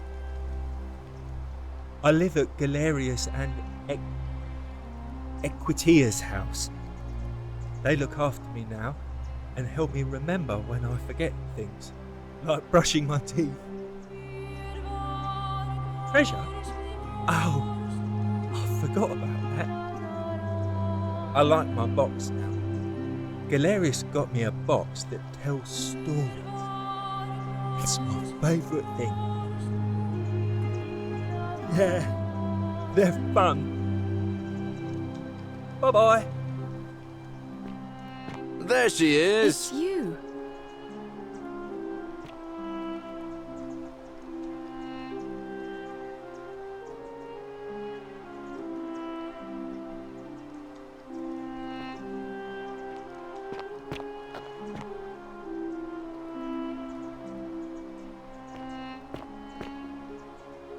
here.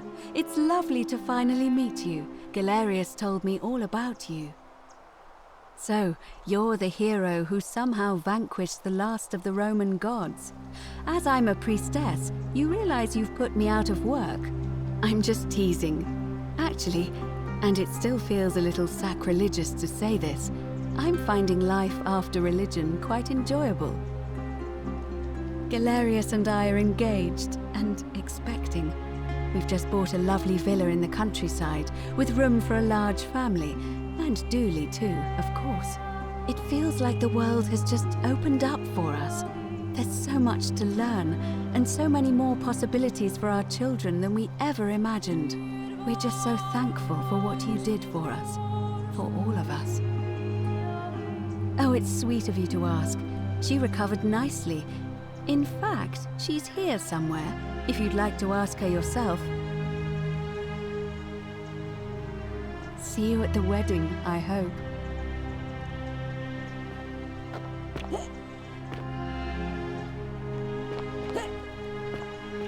Oh, hello. Hey.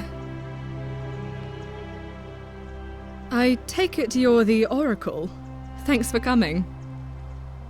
Actually, I changed my name to Cynthia. I didn't want to be associated with Sentius after what happened.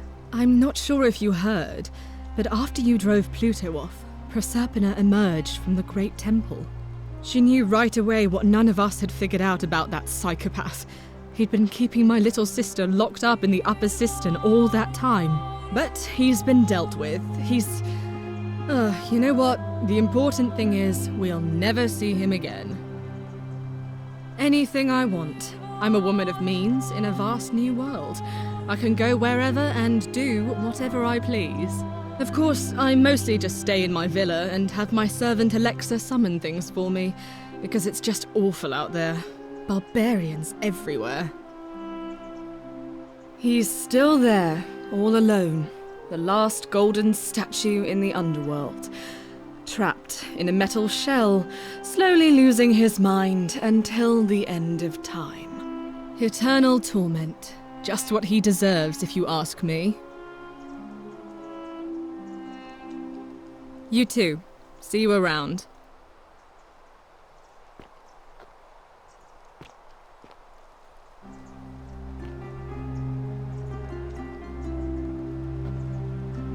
Evening. Hey.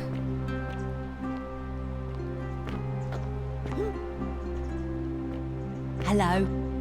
Good evening. Evening. Hi.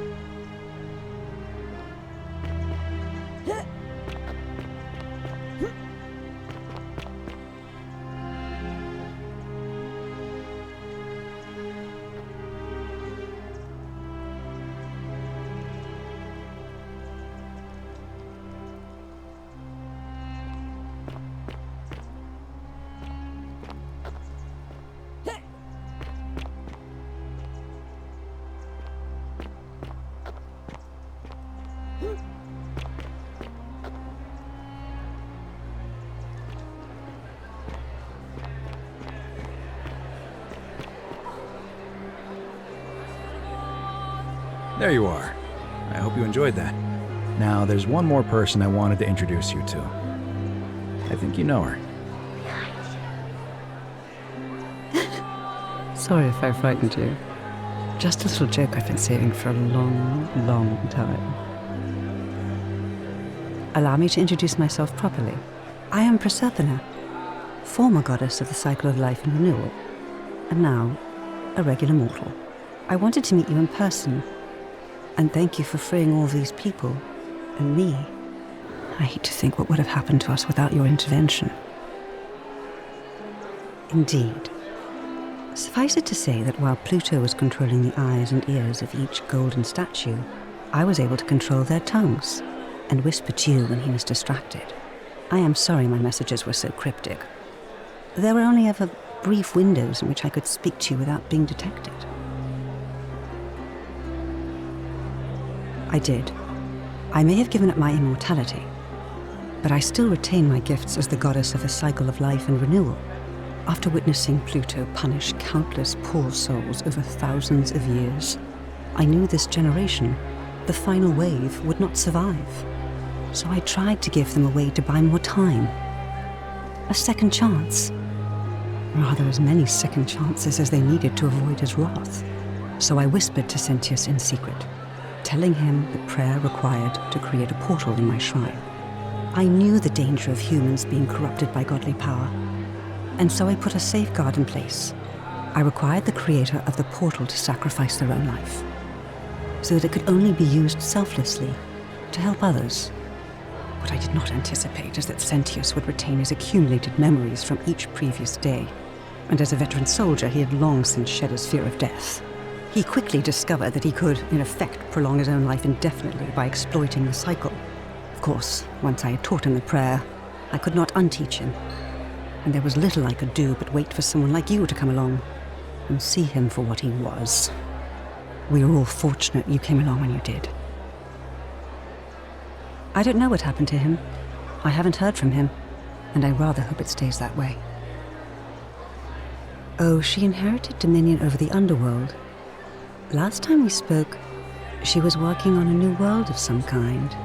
She wouldn't say what it was, but I'd be surprised if you don't run into her again. I imagine we all will, one day.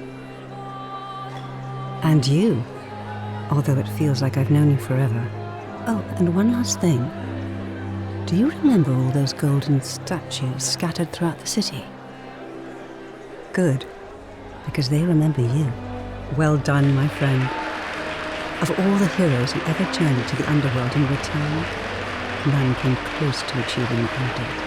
Hercules, Orpheus, Theseus, and Aeneas would be proud.